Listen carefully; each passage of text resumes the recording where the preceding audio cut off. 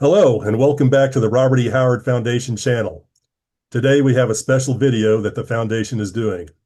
This is the first year where the Foundation is joining in on the BookTube event, Cimmerian September. And what better way for us to join than by looking at the yarns that started it all, Robert E. Howard's Conan stories. To do this, we've got quite the all-star panel of Robert E. Howard fans, scholars, writers, and editors to talk about these stories. Today, we intend to try and talk about all of the stories in the first of the three Wandering Star Del Rey collections, The Coming of Conan the Cimmerian. And I'm going to stop referring to them as Wandering Star Del Rey and just go by Del Rey, seeing as how that's how people can get a hold of them right now. Will we do it? Watch and see. Now to introduce our panelists, I'll be going alphabetically. First, we have Bob Byrne, who writes a weekly column for the Blackgate website every Monday on pulps, mysteries, movies, TV shows, and whatever else interests him. He organized and ran two award-winning series on Robert E. Howard and his creations, Discovering Robert E. Howard, and more importantly for us today, Hither Came Conan, a series where he gave several Robert E. Howard scholars and fans one of the Conan stories to write an essay on why that story is the best of the Conan stories. We will return to this in a moment. He's also written several introductions to pulp collections and mystery stories. Next, we have Mark Finn, biographer of Robert E. Howard, with his book, Blood and Thunder, The Life and Art of Robert E. Howard. He has also co-edited the 4-volume set of Robert E. Howard's boxing writings. He's also a writer of fiction. Next, we have John C. Hocking, a writer of sword and sorcery heroic fiction. John has written 3 well-regarded tales of Conan, with his latest, Conan in the City of the Dead, winning a Howard Award this year. Next, we have Dr. Patrice Louinet, a renowned Robert E. Howard scholar, editor of the 3 Del Rey Conan collections, as well as some of the other Robert E. Howard collections. If you haven't watched our video interview of him discussing his editing of the 3 Del Rey Conan books, please do. Next, we have Michael Vaughan, Robert E. Howard superfan, creator of Cimmerian September and book YouTuber, who can also be credited with providing the kick in the pants for the Foundation to get into the 21st century and get on YouTube. Finally, we have Jason Waltz, who's also a writer of sword and sorcery heroic fiction and editor of several anthologies of sword and sorcery and heroic fiction stories, with his latest being Neither Beg Nor Yield. He edited the 2 award-winning books on Robert E. Howard, Robert E. Howard Changed My Life, and most importantly, with co-editor Bob Byrne, Hither Came Conan, in which they took Bob's web series, along with the late great Howard Andrew Jones and Bill Ward's web review of the Conan stories, and added in essays from other Robert E. Howard scholars and fans, with historical information on the story's creation and fan reception, and compiled and published the book, Hither Came Conan, a recommended book to have when you read the stories to give you information on each story and a fan's perspective on the story. Good morning, gentlemen. Are we ready to get this fun task started today? Yes, Let's go. All right. So, as we talked in our video, Patrice, when you edited the volumes, your decision was to place the stories in the books in the order that Robert E. Howard wrote them. So the first story that is in The Coming of Conan is The Phoenix on the Sword. And as it hopefully everyone knows, that it's a rewrite of King Kull's story that did not sell By This Axe I Rule. What do you have to say about that, Patrice? I guess it says something about how Bob Howard came up with Conan. We know that he was vacationing in the south of Texas in February 1932, January 1932 rather. And so he had the idea for Cimmeria. He wrote Cimmeria while he was in mission. And then when he came back home, he wrote the first Conan story. But if you read the first 3 of them, so that's The Phoenix on the Sword, Frost Giant's Daughter, and The God in the Bull, what you see is a Conan that is not yet the Conan we know, also the Hyborian Age. All that was pretty fuzzy in his head. So I guess he had to write 2-3 stories before he got the character right. And that's the reason why the first one is just a rewrite of a Kull story he had written 3 years prior. So the differences are simple on the surface. There's a supernatural element because the Kull story had been marketed to Adventure and Argosy, if memory serves. So he needed to introduce a supernatural element. But Can we say that this is the Conan we know? I'm not so certain. And it was just a rough version of the character. It's, anybody else have anything they want to add on the story itself?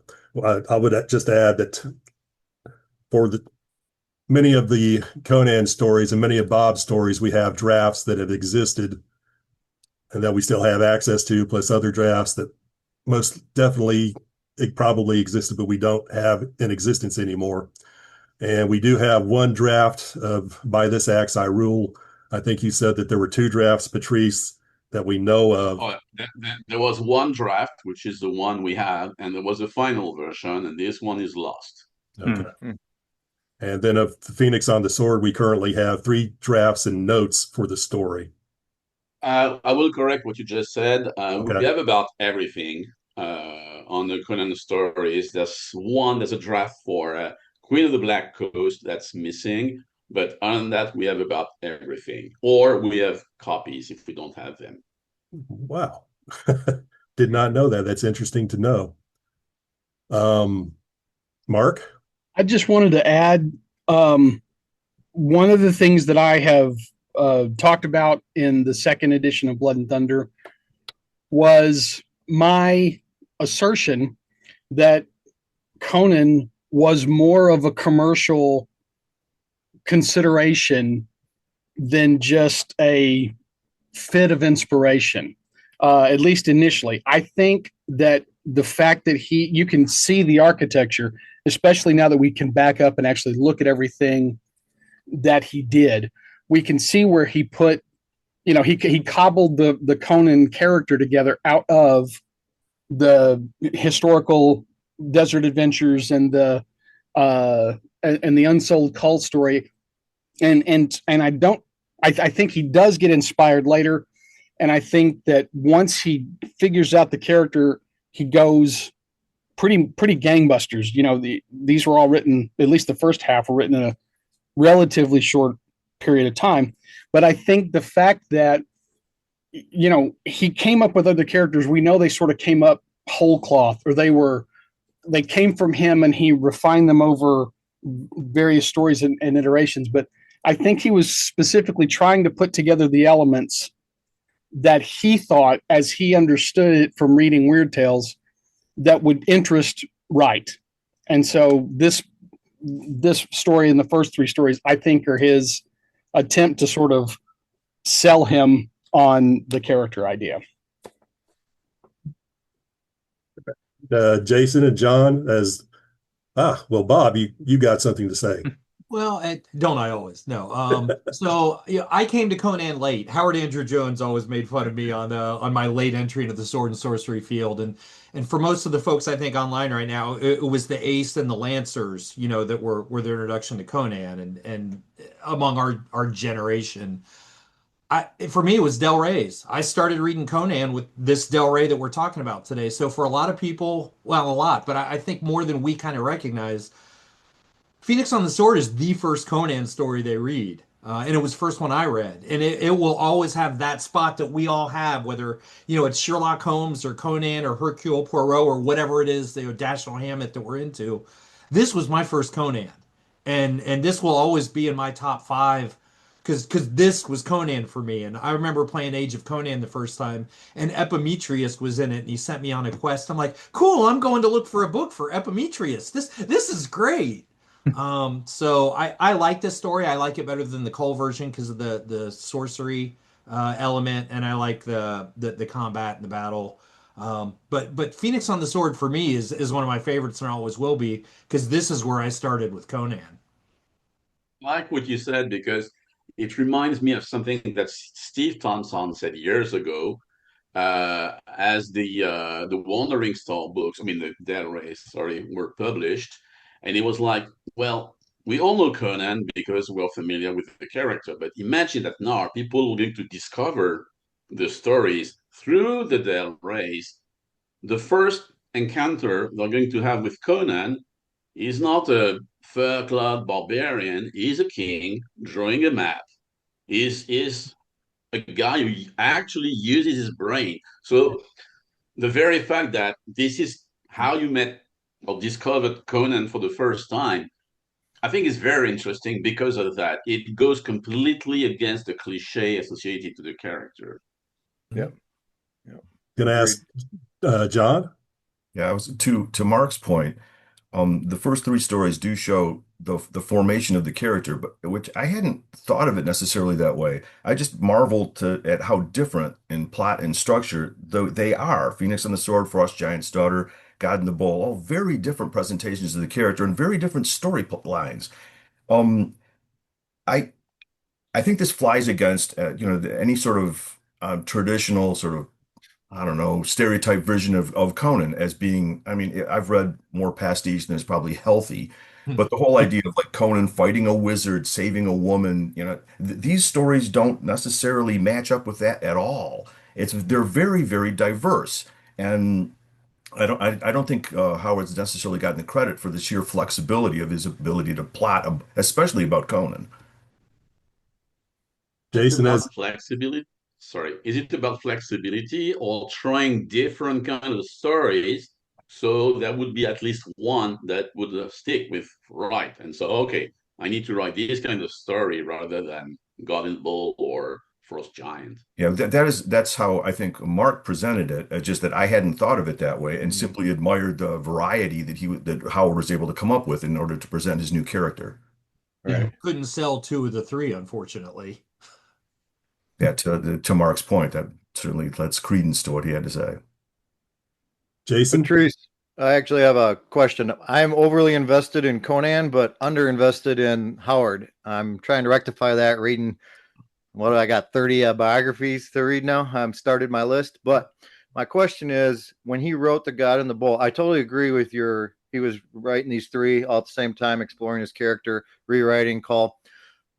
Specifically on The God in the Bowl, though, was this also, where does this fall in his attempting to write and then deciding he didn't like writing whodunits, basically, detective? I don't know because he first thought, I mean, with one exception, he didn't start writing detective stories until mid 1933, and that was because his agent had told him to do so. Right. He hated those. What he read was, Fu Manchu and Sherlock Holmes, and most of that was when he was a kid. He So wrote this a predates that. juvenile mystery called the Ghost with the Silk Hat, and that's from 1929, which is very unusual. It's a very offbeat story, but no, it simply didn't like the genre. It's a point I briefly talk about in my PhD dissertation. The detective story is mostly and mainly an urban genre, and there's nothing urban. He's not interested in the modern world in cities, Mhm. so obviously it would not be ideal to write detective stories. Right. Right. So what do you think his purpose was in that particular exploration? I don't remember is if this is in the Del Race, but shortly before he wrote this story, he sent a letter to Tavis Clyde Smith, and he was commenting on something that had happened just before in New Orleans when you had three cops who had beaten a prisoner who happened to be a black guy. And at some point, the black guy, I don't know what he had done or if he had done anything, actually took a gun. And Bob says something is, well, if you kick a dog long enough, you should expect that at some point he's going to bark at you or something like that. And this is what you have in the story. If you read it, you have all those dialogues. Oh, a citizen with rights. Who do you think you are? It's really about the elite and the underprivileged. And Conan is the underdog in the story. And of course, he has no patience at all for the police because he has understood that the police is in cahoots with the rulers of the city in this tale. Right. Right. Also, now again, this is rudimentary, but the God in the Bowl does actually have a kind of a mystery in it, right? It's got a bit of a mystery. It's Right. not a particularly clever mystery, and it's not a fair play mystery because it's relying on information that we don't have until Howard decides to give it to us towards the end. But I think that that's another indicator that he was trying to sort of cover some of the various plot pieces that that Quinn routinely covered in his stories, right? He had the advantage that Quinn didn't have. Quinn's stories all had to make sense, be scientific, have a rational. It's not really a werewolf; it's just a guy in a mask. But Conan gets to actually have werewolves, or whatever he wants. So, and Mark, let me jump in real quick. No naked girl. Yeah, let me jump in real quick. You mentioned Quinn, and you were talking about Seabury Quinn, the big writer and Weird Tales at this time. Yes. To hear me say the name is Jules de Grandin. Okay, I got to hear Patrice say that name properly. I'm thrilled as a DeGrandin fan. And just so you know, if you read any of the stories, every time he says something nom d'un bouc vert or whatever, that doesn't mean anything at all in French. As in at all. None of them. No one would ever say that. That's hilarious. I want to say one more thing. I think I'm not as big a fan of the God in the Bowl as Bob is. I appreciate the story, but by the time I rank them all, there's 19 above it pretty much. But I want to say that I think Conan is very true to character through the whole story. It's just a unique story that Howard put him in. Yeah. Oh man. While I would never list God in the Bowl as one of the very best Conan stories, I'm pretty sure it's one of the most underestimated. It's got, I mean, the thing is, it's 7,900 words long. Seriously, 16 pages. And it packs in how many memorable moments are packed into that little space. Plenty of them. Right. Including some character defining stuff and a little world building, right? Yep. I mean, it's the complete encapsulation, particularly since this is the second story. It's this encapsulation of the whole barbarism versus civilization dynamic. Yep. And I am not going to bring up DeCamp for every story, but DeCamp and others have often made little of the story because it wasn't a very good mystery. And my answer to that is always, well, it wasn't ever supposed to be. Yeah. It's not a detective story. It's a police procedural. Yeah. Right. Yeah. Yeah. I feel like people are looking so intently at what the story isn't that they're kind of not seeing the entirety of what it is. It's just, it's not fair. This is why you make the big bucks, John. This is why you make the big bucks. No, I do not make encapsulation. Michael, you had a point that you wanted to say? Yeah, I was just going to mention about the first three stories that were submitted, and only the first one was published, which was a great story. Phoenix on the Sword, I should say, is a great story. And I do think it's a vast improvement on the Cull version of the story. I just think it's great. But as far as the three stories that were submitted, I was thinking about this yesterday. I was reading the November 1933 issue of Weird Tales. And in that issue, there's a story by Edmund Hamilton called War of the Sexes, which could be the worst story I've ever read. It's terrible. It's just terrible in every way. And I was reading this, and as I finished it, I thought, this story was purchased for this magazine and published in this magazine. Mm-hmm. And yet, two of these three Robert E. Howard stories, which are vastly superior in every way, were rejected. And it boggles my mind, why? I guess it's all about the readership. I mean, you mentioned Hamilton, but that was also true for Seabury Queen. Mm-hmm. I mean, reading the Jules de Grandin second time stories is really painful. It begins with a girl who is in a negligee or naked. Something is haunting her. It's titillating, and there's no real mystery. I mean, they're bad. Yeah. I'm going to deal into a couple of things on the three stories. So if you haven't, we haven't warned anybody, so they're going to be spoilers from here on out. So if you haven't read these stories, save this video till after you read them. But I was going to say that I found it interesting that of these three stories, the first two, to go with what everybody's been saying, that this is Howard trying to develop the character. the first two stories have that magical item ending where, Conan's telling his story of what happened, and people say, baloney, you don't know what you're talking about. He said, does this change your mind? And they're all going, Shazam, it's true, for those first two stories. And then the third story, he sort of, it's not really Lovecraft's trope, but but I associate it with Lovecraft, where on his horror stories, he usually ends, it's usually the last line, usually in italics, where he's given, Shazam, the calls are coming from inside the house, or something like that. And, that last God in the Bowl, just the line just before the first one in is that it was a giant snake, and Conan runs off into the city outside to get away from the horrors of what he saw. And he never really did those types of endings with any of his subsequent Conan tales. So that kind of shows you that he was really starting to try and feel out what he wanted to do with the character. And so he was relying on tropes that were popular in the stories at that time. Yeah.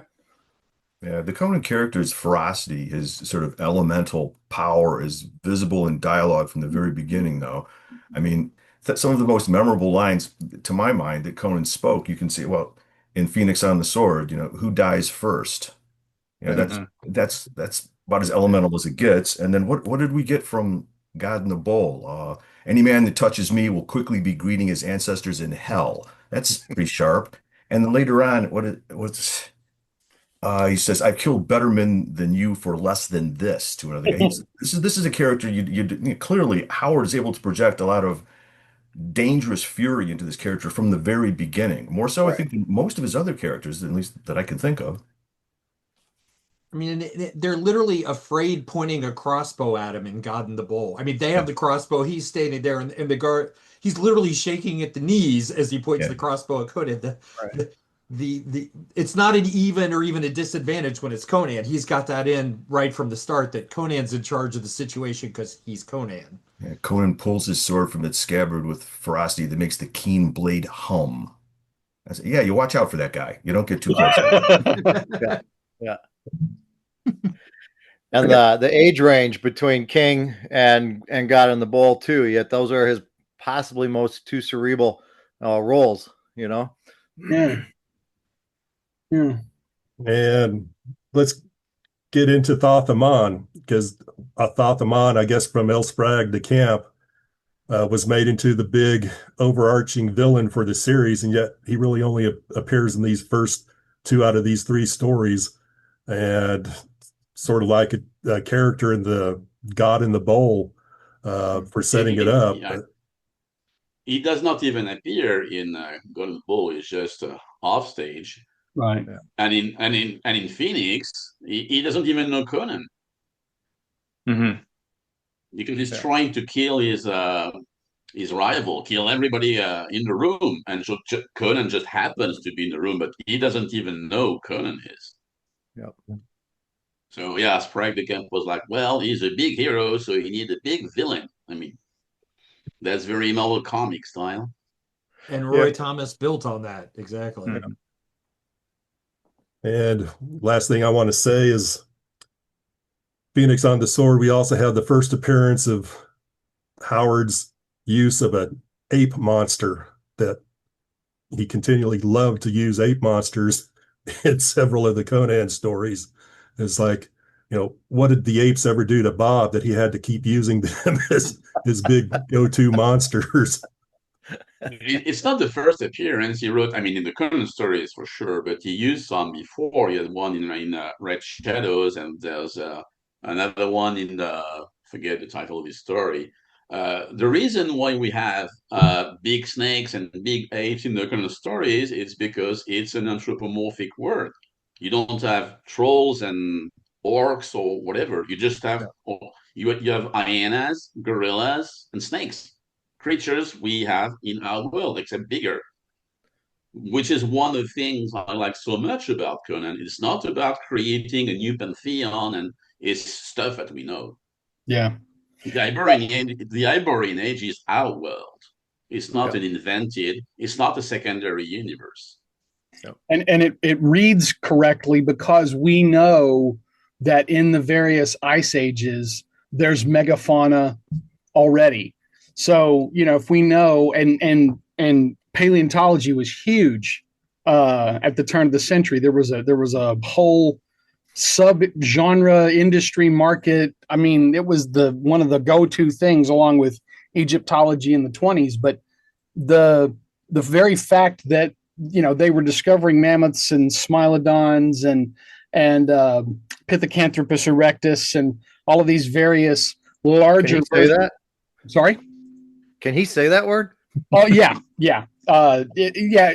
Weird Tales was definitely a mature reader's book, so Yeah, I think okay. so, totally. But yeah, the fact that those things were already there, it's not a very hard sell to ask somebody to go, well, there could be a giant snake, or some of these gorilloids might have developed intelligence quicker than others, right? That's so. I think it's a brilliant bit of world design, and also one that he doesn't have to fact check, which was another advantage to making up your own stuff. Yeah, and all those lost world in the middle of Antarctica or deep in the heart of the jungle, all in the larger than life animals. Yeah. Yeah. Anything else we want to say about these first three stories, gentlemen? We haven't talked about really the Frostbat's daughter. Okay. Take off, Mark. It's not my favorite one. Patrice? It is my second favorite one. I absolutely love this story. I love it, but I don't love the story because there's no real story. I love the writing of the story. I think it's beautifully written. So, is he a rapist? Was he hypnotized by the girl? We don't really know. Do we care? I just like the writing. I think it's beautiful. This one, so that's fine for me. I encounter people who view Conan's behavior in this story as a signal, signifier of his personality, that he is someone who would perform sexual assault because he pursues Italia across the snows. It seems to me that at the end of this story, it is obvious when old Gorm says something about how, yes, he saw her once as well, and he was so wounded he couldn't even move. He tried to crawl after her. It's clearly he wasn't just lustful, he was possessed. He was enchanted to pursue her across the snow. And the same is true of Conan. That's not Conan's nature. He was under a spell. It seemed pretty obvious to me, but to others, not so much. So I guess it's debatable, but it didn't really seem that way to me. I'm exactly with you. Sorry, go on, Mark. Oh, I was just going to say, there's an old con amongst grifters called the Badger game, and you see it all the time in even today in crime shows where some beautiful woman will entice somebody back to the hotel, and then the door kicks open, and it's my husband, and and then becomes a series of negotiations to keep this guy from getting beat up. He's going to give them all their money. And of course, it was a setup. They're working together. I feel like this might have been something along those lines. She's a temptress. She's a siren. She's literally a harpy, singing him to his doom. And in this case, the doom is I'm bringing him back to my brothers. They'll make short work of this chump. So she's a supernatural entity, a demigod, and that's her job. That is her whole job. She did her job perfectly, and in tens of thousands of years, never got close to getting caught.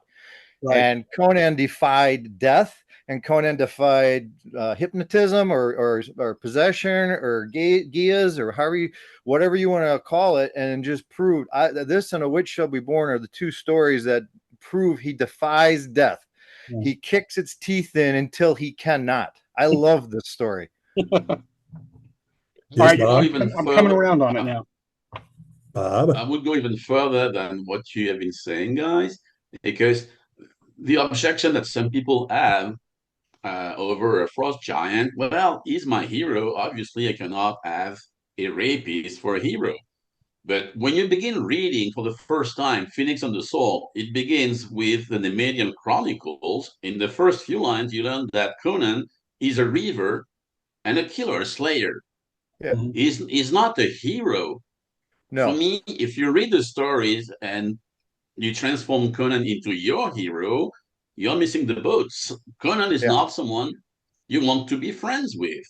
He's a killer. He's a mercenary, and he could also be a rapist. Yeah. No, I can He's see not that. Spider-Man. If he actually got his hands on her at the end of the story, it would have happened because of the setup of the story. But I don't think he stands up on a pillaged field and looks for that right away. That wasn't his priority at that moment.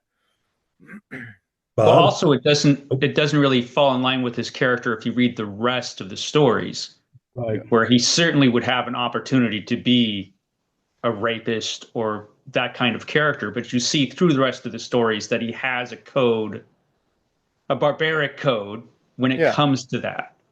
And so he will draw a line. But I agree with John that, yeah, he was possessed, and that's the influence. That's why he chased her across the snows, which was a bad move on her part. Yeah. And it's such a great little simple story, and it's beautiful. It's beautifully written, and it's so powerful as a story. I mean, it's been adapted into comics 4 times now. I think the first time was probably the best. First time was in 1960. Wasn't that the one that was in 1968 Underground in Texas? I forget. Did somebody in the Texas Underground do a God of the or Frost Giant's Daughter that I haven't seen? Yeah, I don't know about that one. I was thinking of the Yeah, Marvel it was the guy who Buddy Sanders or something. Oh No, yeah, no, Buddy Saunders, from Lone Star Comics. That's it. Mhm. And that was the first one. Wow. It was in 1968 before Marvel. Huh. Well, it's been done 5 times then. Star-studded comics number 4. Star-studded comics number 4, huh? That's crazy. I'm just looking now to see who the artist was. While you're looking, Bob, you've been trying to say something, Bob? Me? Nah. I'm still not as comfortable with the Frost Giant's Daughter and the ensorcelment and stuff as the discussion's gone over the years. But Howard Andrew Jones and I had talked about the Andrew Offutt trilogy of Conan books, and I thought those are really good. Except he does have Conan rape a woman. I mean, there's no ensorcelment, there's no nothing. And but that's Andrew it's Offutt. a horrible, I think, thing to read. It destroyed the trilogy for me. Howard said the same thing. He did not like the trilogy as a whole because Offutt had Conan do that. And it is a very different feeling reading it and continuing on in the series than reading Frost Giant's Daughter, where it's this discussion and this ensorcelment. And Offutt doing that with the character and in those books, it has a serious impact, I think, to the reader and what they think of Conan and reading the rest of the books Offutt wrote. So it's a good thing. If we explore a few of the other things, I believe it's the only story where a god actually had to stop Conan. And that's the only proof of an actual god's interaction in any of the Conan stories. He had to save his daughter from Conan. And I was going to say also at the beginning that the plan was, as Adelie said to her brothers, once they caught Conan and killed him, that they were going to serve his liver up to their god, their father Ymir. So on the altar, yeah, it was a con job from the beginning, and he defied possession, gods, gigantic brothers, freezing in the snow. Had his head bopped after a battle of hours. He was exhausted and not in the right frame of mind. An easy prey, and said, "Aha, tricked you." Anything else we want to talk? Oh, I know.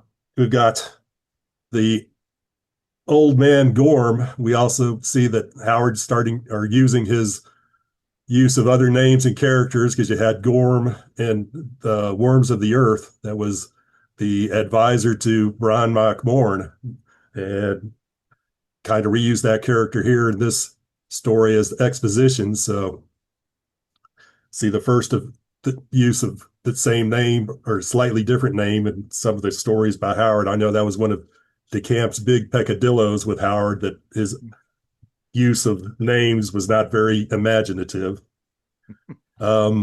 Anything we need to talk about on God in the Bowl? I think we covered Yes, all we God in the pretty Bowl. much covered it. Yeah, I feel like that. I feel like we're all in agreement that, you know, you ignore that when it's your peril. Yeah. Patrice, in our video interview, you talked that it was at this point that Howard stopped to write the Hyborian Age, and that once he wrote the Hyborian Age and fleshed out his world, that's where the stories started taking off. Do you want to add anything to that? Well, yeah, on the broader scale, that's when modern fantasy came to be. Because at this point, after having written the first few stories, he was like, well, I need to do something about my character in his world. And that's when he drew the two maps. That's when he wrote the Hyborian Age. And he also wrote a series of notes about the Aquilonian, the Cimmerian, etc. He was consciously creating his secondary universe. Yeah. So and everything in fantasy proceeds from that moment in modern fantasy. As in, okay, I'm going to create my imaginary world. I'm going to stick to it. Yeah. And since that exact moment, every writer of fantasy has been doing exactly that. So, yes, it's a very important step for the Conan stories, but it's also a very important phase and moment in the history of fantasy. Yep. Because So if you want to everyone keeps write, saying, well, it's Tolkien or no, he was first. I did some pretty intensive research when I was writing my dissertation as to, okay, when do we start seeing maps in fantasy universes? Well, turns out the first one, there was one, but it was part Africa, part imaginary in a Rider Haggard book. I think it was King Solomon's Mines. So it's not really a fantasy map. And then it was in 1916 in a reprint of The Wizard of Oz, just on the end papers, but that's just a very basic map in a children's book. The very first fantasy map ever published, Bob. huh? Wow, I did not know this. that is cool. Well, that is Conan.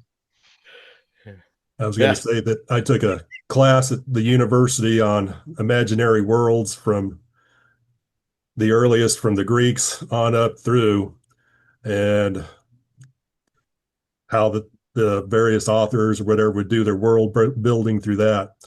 And sadly, the professor didn't really spend that much time on Robert E. Howard's Hyborian world or Tolkien's Middle Earth. You know, he just sort of assumed everybody would know about that and jumped on over. But it was interesting to see throughout history how these ideas of building these worlds started growing through like Gargantua and Pantagruel and Spencer's The Fairy Queen and all that on up. So that is interesting. Huh. Now we go to the Tower of the Elephant. Who would like to start off the discussion on that? Well, I would like to say something about that real quick. It's if you read the Tower of the Elephant, there's this passage at some when Yakosha is talking to Conan, and in this you see that he's recycling elements from the essay, The Hyborian Age. So it was really, okay, I created my secondary universe. Now it's time for me to introduce that to my readers.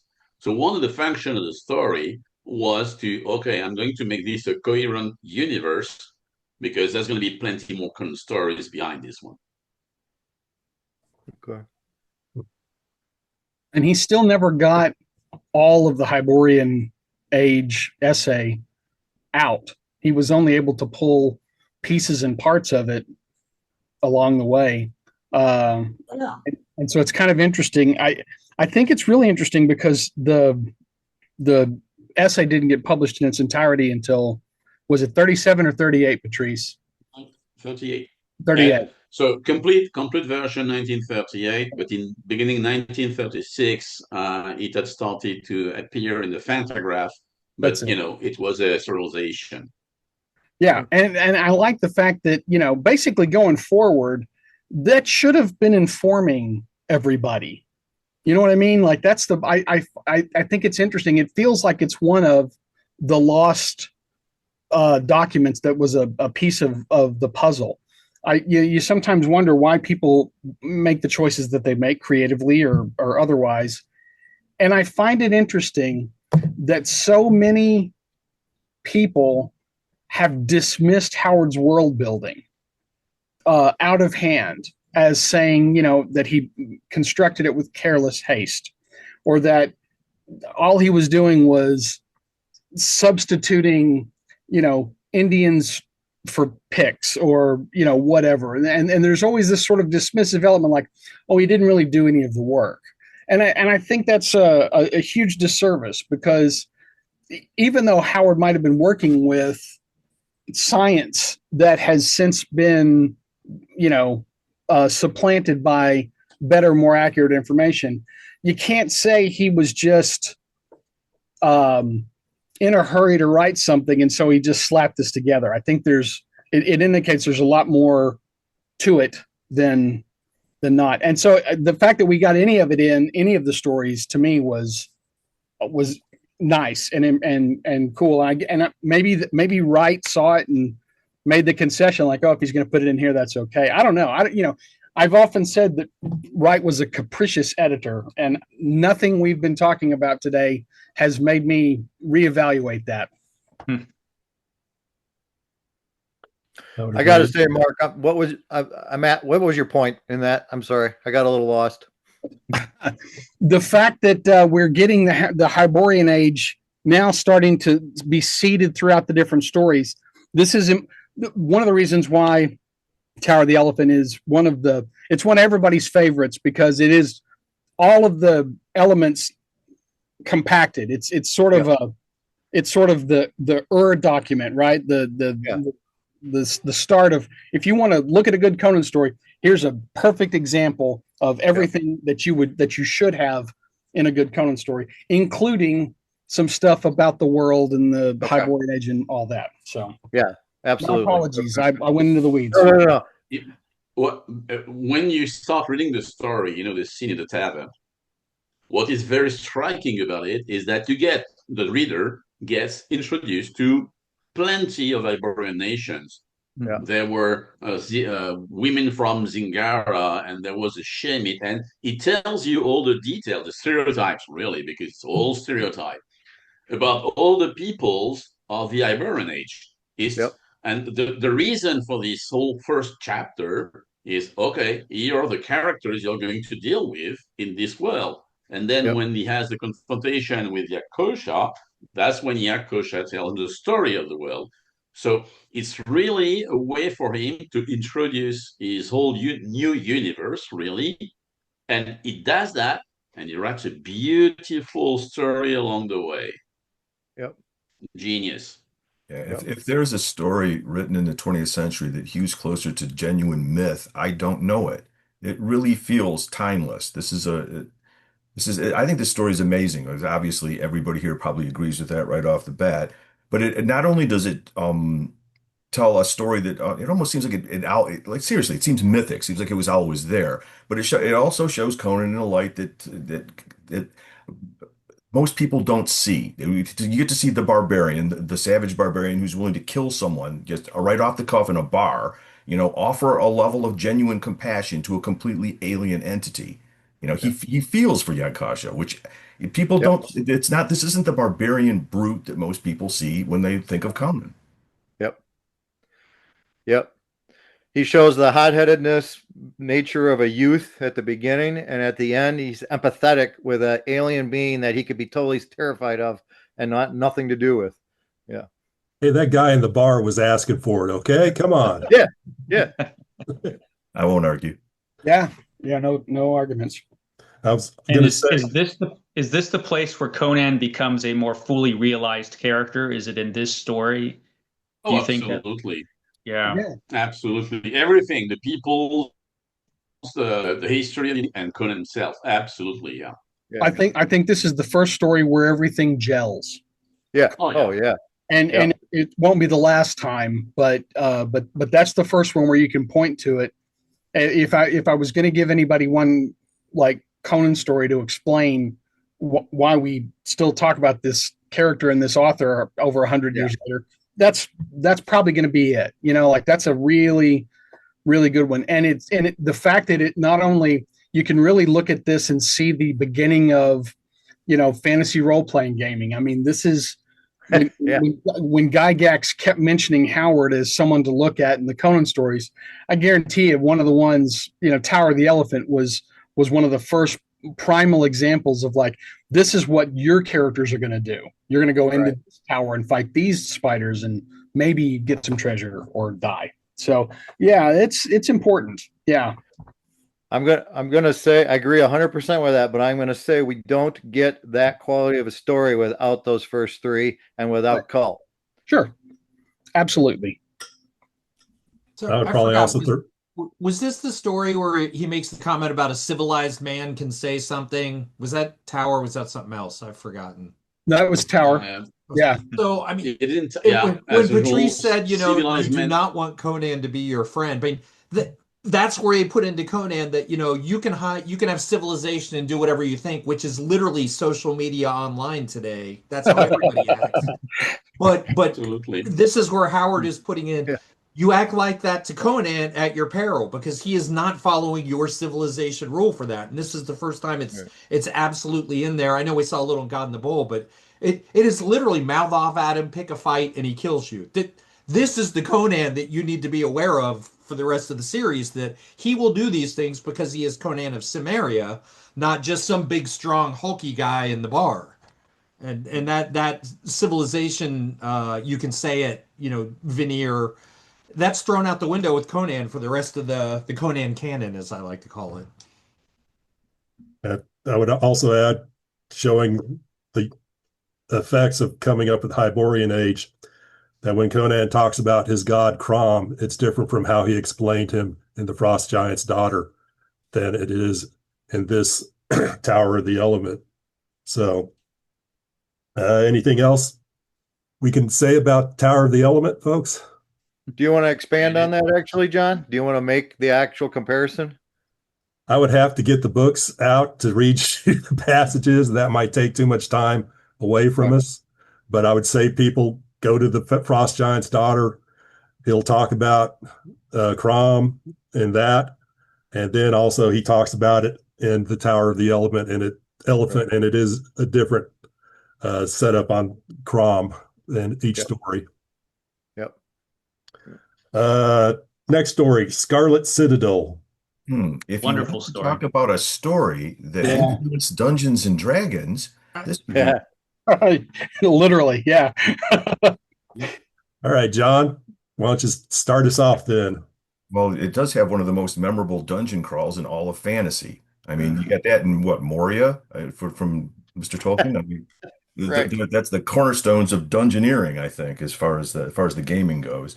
I love Scarlet Citadel. I mean, it has any number of fine moments. I'm on record as really taking note of the of Conan freeing Pelias and the dueling with him back and forth with the giant snake Xuthal, the huge 80-foot long albino serpent that slides around in the dungeons down there. Right. This just a marvelous set of just visionary, frightening images. It's like a Bosch level creeping around in this terrible dungeon. And the climatic moment, one of the climatic moments of the story for me personally wasn't the actual climax of the story, but rather Pelias facing down Xuthal, the serpent, and the escaped wizard takes a good look into the eyes of the giant serpent that's been terrifying everything and everybody, the other creatures in the dungeon included. And the serpent flees from the wizard after getting a good look into his eyes, which would have been a great climax for a horror story right there. And yet it's just another part of Scarlet Citadel. I love that story. That was John's random essay in Hither Came Conan. He was extremely happy that that was the luck of the draw. Oh, dude, I got the last place and I got Tower of the Elephant. How lucky was that? Dumb luck is what that was. Yeah. I like the dungeon crawl in the D&D because I was going to say on Tower of the Elephant that Tower of the Elephant and Scarlet Citadel, I was a D&D playing geek. Most of us still are, but those two stories, just that's Dungeons and Dragons and fantasy, and I absolutely love both stories for that. Yeah. My favorite part of this is the rant that Conan gives them when he's brought before the nobles, and they're basically tell him, if you'll just give us the throne, we'll let you keep your life. And I pulled it up. You sit on satin and guzzle wine the people sweat for, and talk of divine rights of sovereignty. Bah! I climbed out of the abyss of naked barbarism to the throne, and in that climb I spilt my blood as freely as I spilt that of others. If either of us has the right to rule men, by Crom it is I. Yeah. How have you proved yourselves my superior? What of you? Your brother Amalric holds the eastern half of your kingdoms and defies you? And you, Strabonus, your soldiers are even now besieging castles of a dozen or more rebellious barons. The people of both your kingdoms are crushed into the earth by tyrannous taxes and levies, and you would loot mine. Ha! Free my hands, and I'll varnish this floor with your brains. Spoiler alert, they do not free his hands. I'm not sure. Maybe he was not. Maybe that wasn't a compelling enough argument. I don't know what happened, but basically, yeah, that's. Once again, another example of if you really want to know kind of what he's on about, here it is. Yeah. I was going to ask Patrice. He mentions the kingdom of Ophir. Would that possibly be a little nod of the head to Edgar Rice Burroughs' city of Opar? I think it's from the Bible. Oh, it's from the Bible? The land of Ophir in the Bible. Ah. Yeah. Well, shows you how well I read the Bible as a little kid growing up. It's Sunday too, Jason. Come on. Show a little respect. Oh, I'll be giving a little Bible lesson when we get to Iron Shadows. So. Oh, good. Okay. I wanna go on record as officially saying this. What you just read, this Hour of the Dragon, even Phoenix on the Sword.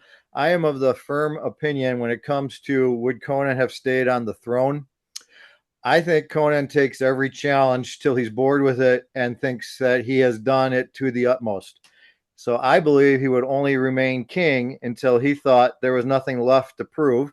I believe he took care of his people because he does everything to the best of what he thinks is best. But at a certain point, he's going to say find something more challenging and leave to go do that. You sure I you're don't think just he not would a have big sat that throne for the rest of the time. You sure you're just not a big fan of the DeCamp Carter Conan of the Isles book?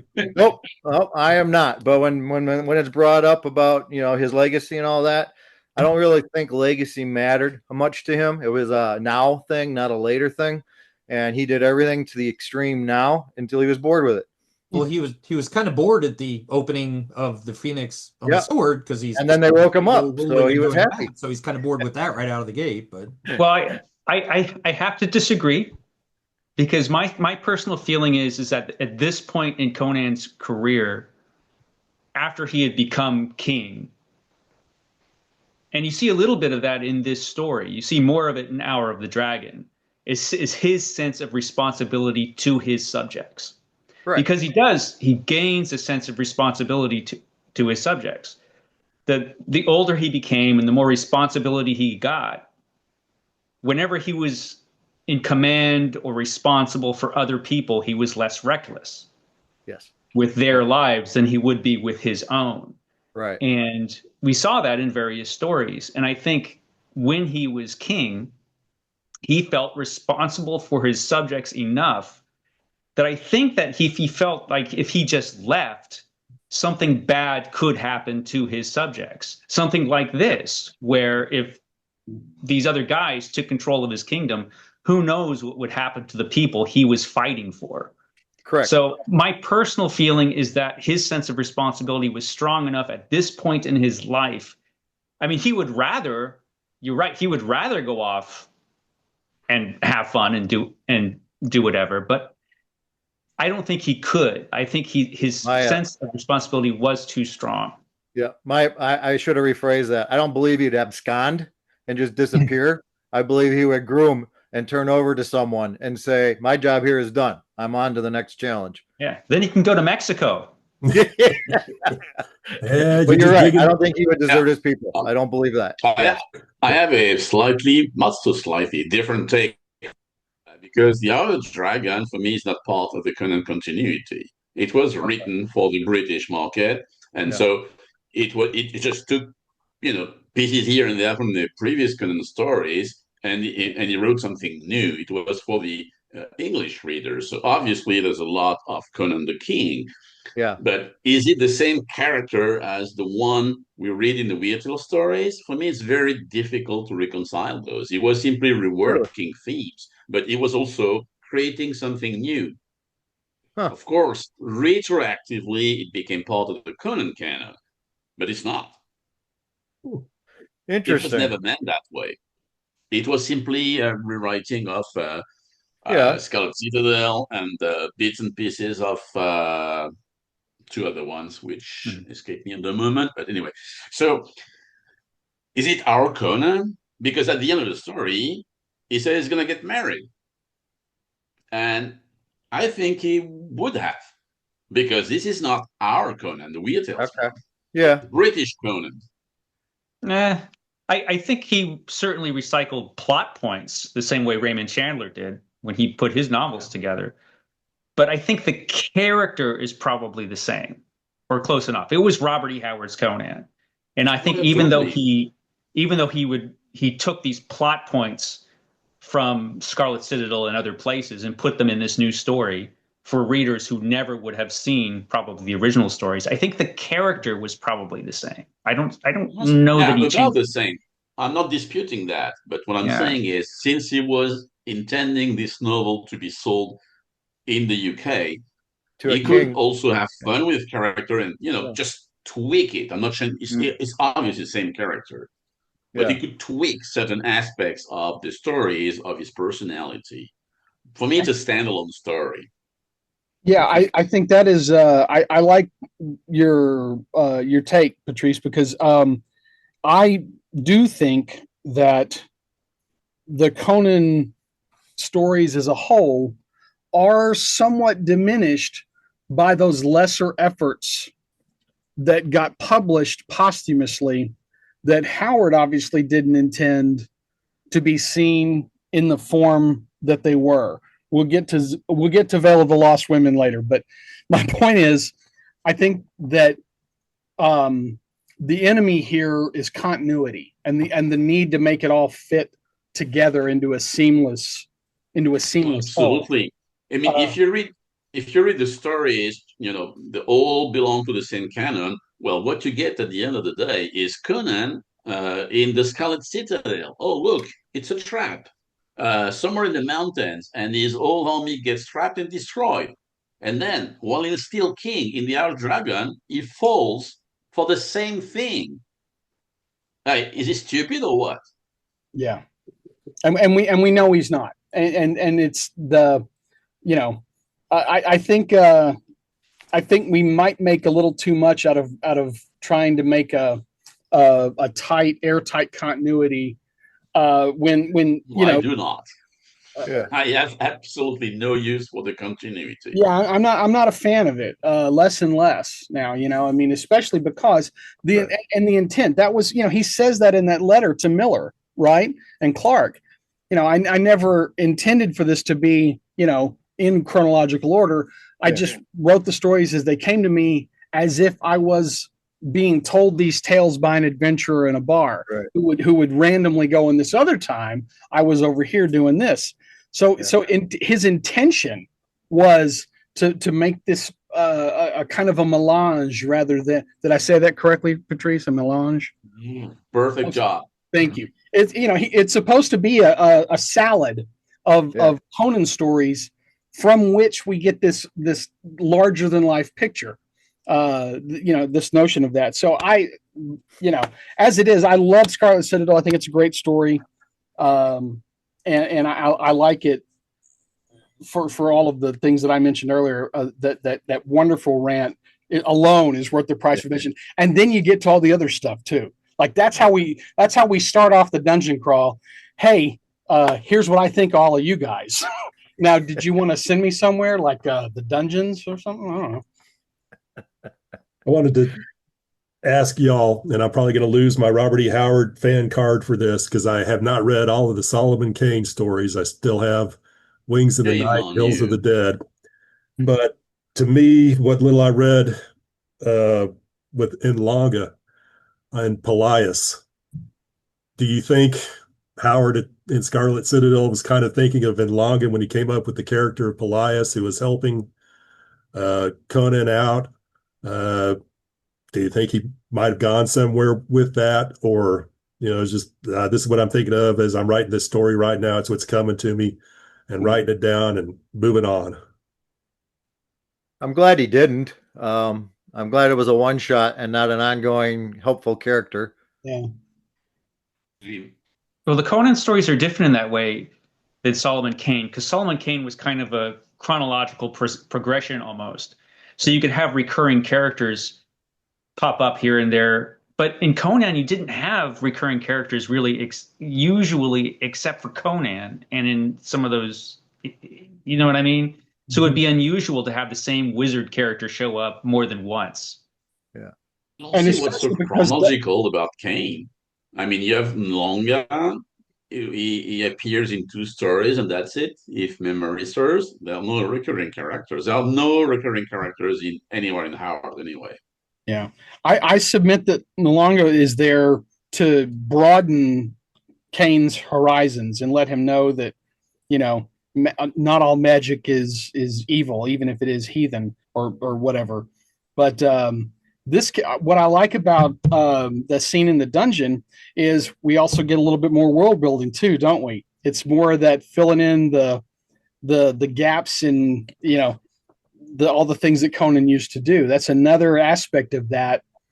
I'm kind of surprised that he didn't do more of it.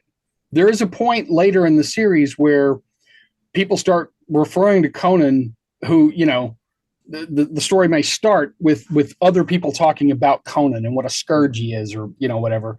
We don't really get other we don't get a positive, oh, I remember you, kind of a thing. So that's a fun little bit of world building that I think he engages in there. Yeah. And what's also interesting is it shows once again, in the face of things he normally was not reacting positively to, sorcery, he still helped. All right, let's move on to Queen of the Black Coast. Not very good. I'm kidding. What? Yes, What'd you Bob? say? I'm Bob? kidding. That's a joke. What did you say? I didn't hear what you said, Bob. I said not very good. Not really a good story. Yeah. Can we put an X through Bob's picture in this one? I'll get kicked off the call. That Oh no, Bob! Please explain why you think it's a horrible story. On camera. Yeah, no, that was a joke. Anybody want to lead off the discussion on Queen of the Black Coast? Well, if anybody, I've heard anybody complain about the story, they tend to complain about the character of Belit and Conan's love for a woman who's clearly a homicidal maniac. Joker and Harley, come on. Look, there are some elements of these stories that aren't designed to make a reader extremely comfortable with what's going on. On that level, hey, Belit's a very compelling character, very mythic level individual. This story is a freaking little epic. It's magnificent. Again, it's almost like Tower of the Elephant in terms of its sort of mythic power. Yep. But come on, I seriously, I've heard people say, why did Conan take up with such a lunatic? I mean, this is just terrible. This is terrible. But everybody knows someone who took up with someone they shouldn't have. And Conan is larger than life, so he came up with a larger than life love. Yeah, fascination. Yeah. I love this story. This is my number one story. But again, it wouldn't exist with everything that preceded it. But here, I'm a person who invests in his character, and here we got lots of pieces of Conan and all the preceding stories, but we get the rest of the pieces of Conan here. And if you're only going to read 3 core stories and try to decipher Conan, I believe you read Queen of the Black Coast, Frost Giant's Daughter, and Tower of the Elephant. And those give you all of the aspects of Conan's personality. But this one, you get depth of character and the ability that this bohemian bastard from the north can love first. Okay. Not just lust. He can actually love. believe in someone else, stick to someone's side, all of these things. I think it's an awesome story, and I agree with you that Tower and this are probably the two mythical top stories of the Conan canon. And there is some really beautiful writing in this story. Yeah. I can't think of a more perfect opening to a Conan story. And I mean, because how cinematic is that? We all have imagined in our heads, screaming down the street on a horse, being chased by other guardsmen on horse, and there's arrows flying and swords waving and hooves thrashing, and he gets to the edge of the pier and jumps onto a boat that's taking off while arrows thud into the wood behind him. I mean, come on. Story. This is why I'm doing all of this. Yeah, it's an amazing beginning. I'm not even going to recite it, because if you haven't read it and you're watching this podcast, pause, go read it, and then come back, because it really is one of the just like show-stopping pieces of Conan writing that Howard did. And this is the start of Conan the Pirate too. So we get the I mean, it's a twofer. It's a twofer. It's really hard to beat that. Talk about great lines. It mattered little to him where they sailed or whom they fought, so long as they sailed and fought. There it is. Oh, and we've got that good I live, I love, I slay, and I am absolutely. Right? I mean, yeah. The most poetic thing Howard ever wrote. And I've heard people that object that that they don't think Conan can speak like that. They don't see Conan as eloquent, and that's some eloquence right there on the page. Yeah. Yep. Most people think that the Conan story is always Conan and some weak, useless, stupid woman. And now we are into the sixth one, and we have seen two. The first one is Athalie, a goddess, and the second one is Belit. Yep. I like the court element of this because it's a little thing, and they played it out in the comics more, the Dark Horse and the Marvel. But you've got him Conan. But I choked my ire and I held my peace, and the judge squalled that I had shown contempt for the court. Right out of it, squalled. And then I should be hurled into a dungeon to rot until I betrayed my friend. And then I think of Al Pacino, I'm out of order, you're out of order. But the way Conan deals with that. So then, seeing they were all mad, I drew my sword and I cleft the judge's skull. Then I cut my way out of the court. That's how Conan deals with that particular situation. And he means mad as in insane. Yeah, exactly. Crazy, not angry. I look at all this nonsense and I said, I'm tired of being yelled at. And he killed the judge and he knocked down a few guards with his sword and ran out the court, hopped on a horse, went to the water, and went off to adventure. That's how Conan deals with civilization. And well, they let Conan into the courtroom with a sword. Poor thinking. Yeah. It is all that, but it's also a form of commentary or fictional reinterpretation of the debate he was having at the same time with H.P. Lovecraft. Yep. If you read the Conan stories and the letters to Lovecraft in parallel, you'll see that they just echo each other all the time. And it's what's really fun about that, Patrice, is that I feel like the secondary conversation that Howard was having fictionally, I think Howard was winning the debate, at least in terms of, putting that somewhere. He was actually arguing in practice, and then, his point. Usually it's the other way around. It's something that he has been talking with Lovecraft, and then you find that a couple weeks later, a couple months sometimes, in the stories, not the other way around. Yeah. But yeah, it happens all the time after 1932. All the time. I mean, what is Almeric other than a reinterpretation of the mental versus physical debate they were having? So it's enlightening to compare the Lovecraft letters to Lovecraft, really, and the Conan stories, and Queen as that, especially in the first chapter. Yes. I was going to say it was also the first story where he introduced the ruined ancient civilization that Conan comes upon and the horrors that exist in that ancient civilization. And that will be popping up again in several of the stories from here on out. Yeah. Conan finds ancient ruined civilizations the way that, Miss Marple finds bodies in these tiny little community all the time. What I think is really interesting about the way he does that is more than finding those ruins, he also gets to know the history Yeah. of the civilization. And since he's a barbarian, you cannot really have him read stuff all the time. And that's when he started to introduce the dream thing, as in, okay, it would fall on the ground and then dream because of Black Lotus or something, and then he would get to know what happened in the past. It happened several times in the Conan stories, and it began with Queen on the Black Coast. Good point. Do you think that would work today? Should I try that in a story? Yeah, I think it works beautifully because it just flows so easy. And so, oh, am I dreaming or am I not? Oh, it's reality.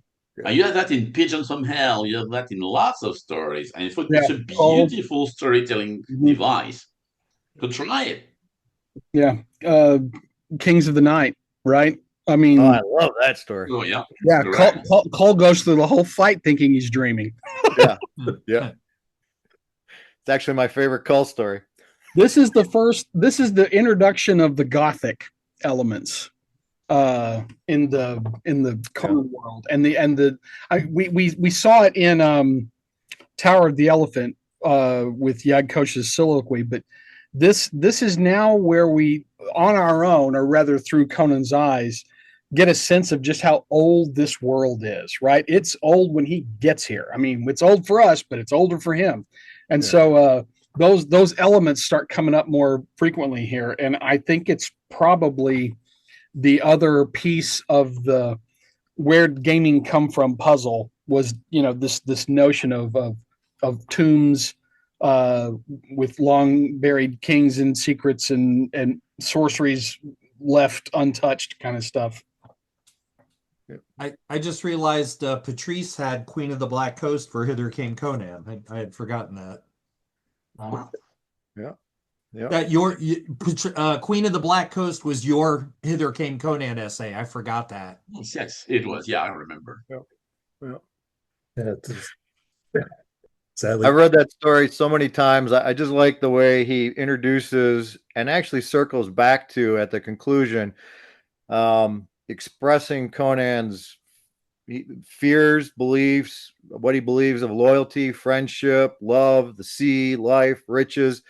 It's not just a dropped in section. It's actually reflected in the story and rerung again at the end. It's a very complete story. This also rings that bell for giant mirths and giant melancholy. Yes. Yes. Yeah. An aside, but that's so we're missing the apparently the final draft. I mean, the final version of his story is extant to typescript. Last time I heard about it was in 1984. It was sold by a dealer, and I would love to get my hands on that one for a simple reason. I have pretty good reasons to think that Falls of Right censored most of the dialogues. There was lots. I mean, if you read the drafts, you see that there's one passage in the second or third draft, I don't remember. It was like, oh, Conan wanted to exert some violence on her and slap her or spank her or something like that. There's a very strong undercurrent of SM relationship between Conan and Belit. There's love, but there's also this, spank me, bruise me. The dialogue when she is the dancing, the mating dance of Belit. Their relationship has a tinge of violence. Okay. I could see that. Yeah. Yeah. Mark's asking if anybody knows who exactly has the final draft, and I don't think it was sold in 1984 by a dealer. Contacted me many years ago. Doesn't know, doesn't remember. Just so you know, it was for sale for $600. And this information is reliable. You do believe this? Oh yeah, because Glenn Lord confirmed that to me. Okay. All right. All right. Trust me, I know where all the bodies are buried and all the typescripts are buried also. You're going to be sending out an elite force one of these days to start recovering all of these artifacts. Trying to find stuff, as you know. I mean, I tracked down other than this one, all of them. I want to ask our host, as our resident DA, how he would have defended Conan. Well, first off, I would have tried to get him to turn state's evidence on his friend.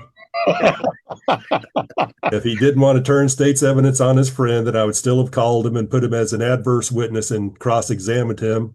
And if I survived that, then I probably would have said, well, too bad. We'll just go with what we have. So, but then again, I don't think anything would have happened because from what I remember, they did not have the person they were trying to get him to spill on. I believe, was it you, Patrice, or somebody else who said that that was Nestor, the Gunderman from the Nestor synopsis? Yeah. So, well, let's move on to Black Colossus. I think probably this first thing I want to ask is this, along with Scarlet Citadel, we have these big, massive battles in each of these stories. Do you think his writing of his historicals at the same time helped influence him on what he wanted to put in these two Conan tales? Or I know they certainly probably would have helped him in how he wrote the battle scenes in both of these stories. What do y'all think? Absolutely. Absolutely. The thing is, so the original version of Black Colossus was longer than the final one because Wright asked him to cut some of that. It was too many battle scenes, so cut it down. So, which is why after that you don't see that many in the future Conan stories. For me, what's really important about Black Colossus is then he realized that he needed to make money at that time because fight stories, action stories had been discontinued. All these markets were falling apart, which is why in this story you think, you need to be good to go to the temple of Mitra, but you need to go naked. Come on. And so he does.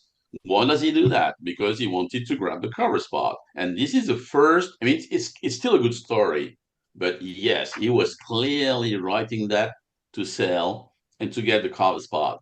So there's stuff in it that I don't like that much because clearly it was, I need money, I need to sell.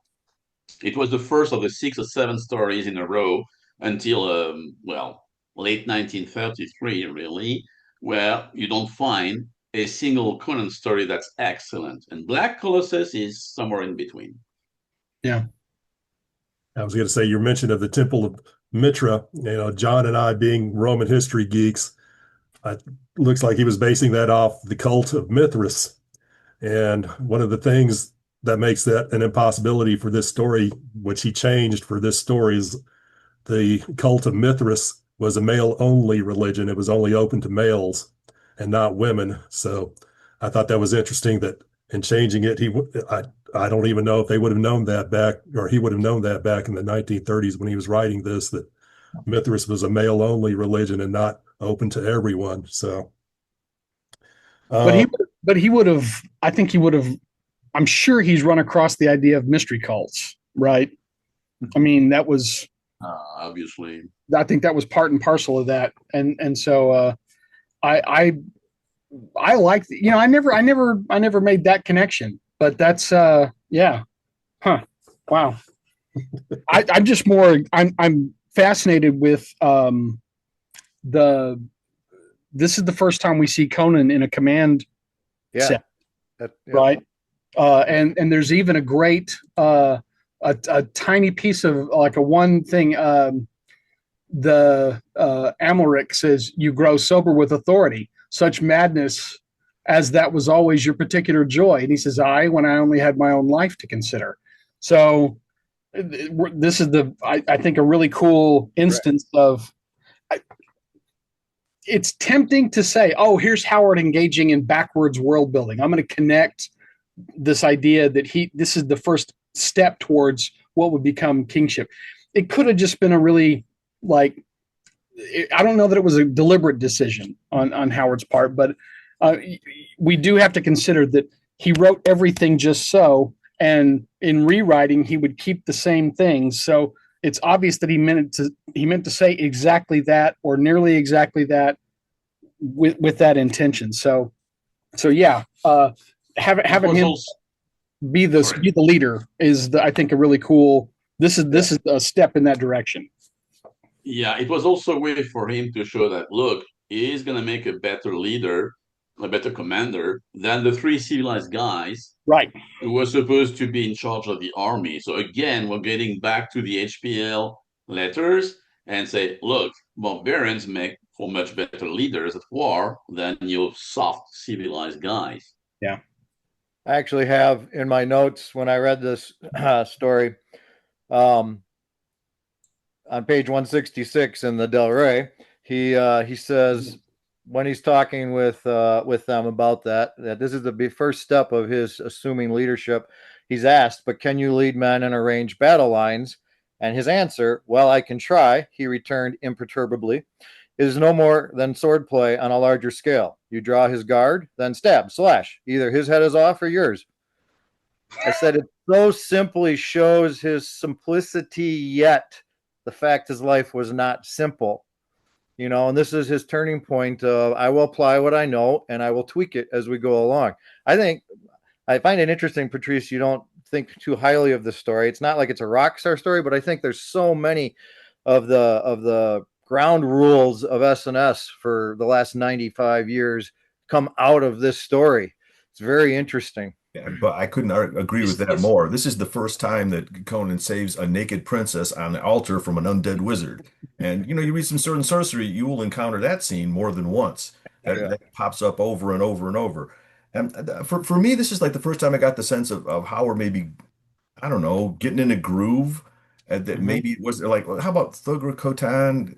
Not talk. Just so you know, it's backwards. That just seemed like he was. I don't know if I got the sense he was familiar with the character, maybe even messing around a little bit. Yeah. Well, he had to have a good sense of the character by this point. Yeah. And I whether it was deliberate or not, we know where Conan was going. He was going to become a king one day, and Howard knew that. And this is a stepping stone as far as his sense of responsibility and his ability to lead men. And I think that makes the story important, even if it's not the greatest Conan story of the series. And there are a lot of fun things in this story. Oh, absolutely. I think it was one of the best opening chapters of any Conan stories. I mean, I can compare that to Queen of Black Ghost, really, with Shivat as the thief. It's just beautiful. Yeah. Yeah. It has an awesome multi-page battle. It's a terribly awesome multi-page battle, I don't know where that falls in the history of multi-page battles, but it's a stellar example. This is an example of something that is unfortunate about modern collections. When Howard was writing these stories, his Conan story was one of 6 or 8 in an issue, and Weird Tales was sort of an outlier because there was frequently more than one good to great story in Weird Tales, at any given time.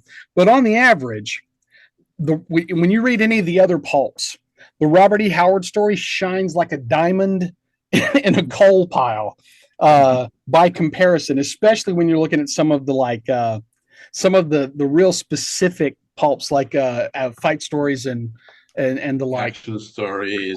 Absolutely. They're very, and so I think that Black Colossus has suffered from being one of the several Conan stories that have those familiar elements. I call them the middling Conan stories because they don't rise to the occasion of Tower of the Elephant or Queen of the Black Coast or Beyond the Black River or Red Nails, but they also aren't anywhere near Vale of the Lost Women. They're just kind of in this middle space. And this was something that I think was fairly easy for other people to identify and hit. These are the elements that I need. And so by the proliferation of second tier, third tier, D-list sword and sorcery over the years, it has tended to dilute this and Iron Shadows in the Moon and a couple of the other ones that have this sort of beat structure. But when we're talking about this, we've all been saying, yeah, it's not a great story, but this one thing is really cool. Yeah, it's not my favorite story, but this one other thing is really cool. I think it's maybe not greater than the sum of its parts, but I think there's more there than we think of because of how many other types of this story there are in existence. Thoughts? Bullseye. Yeah. I'm glad I was able to stimulate the conversation. Yeah. No, like I said earlier, if you actually try to rank these in an order that you like, you run out. You're constantly switching them. It's like changing the balls around on the pool table or something. I mean, about the only one that's guaranteed its spot is Vale of Women will be number 21, right? Other than that, they could be anywhere.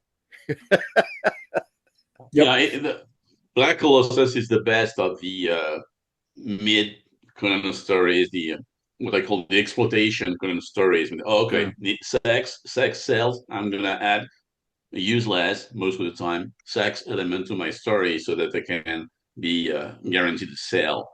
Is the best one of the lot, really, but it has its moments, honestly.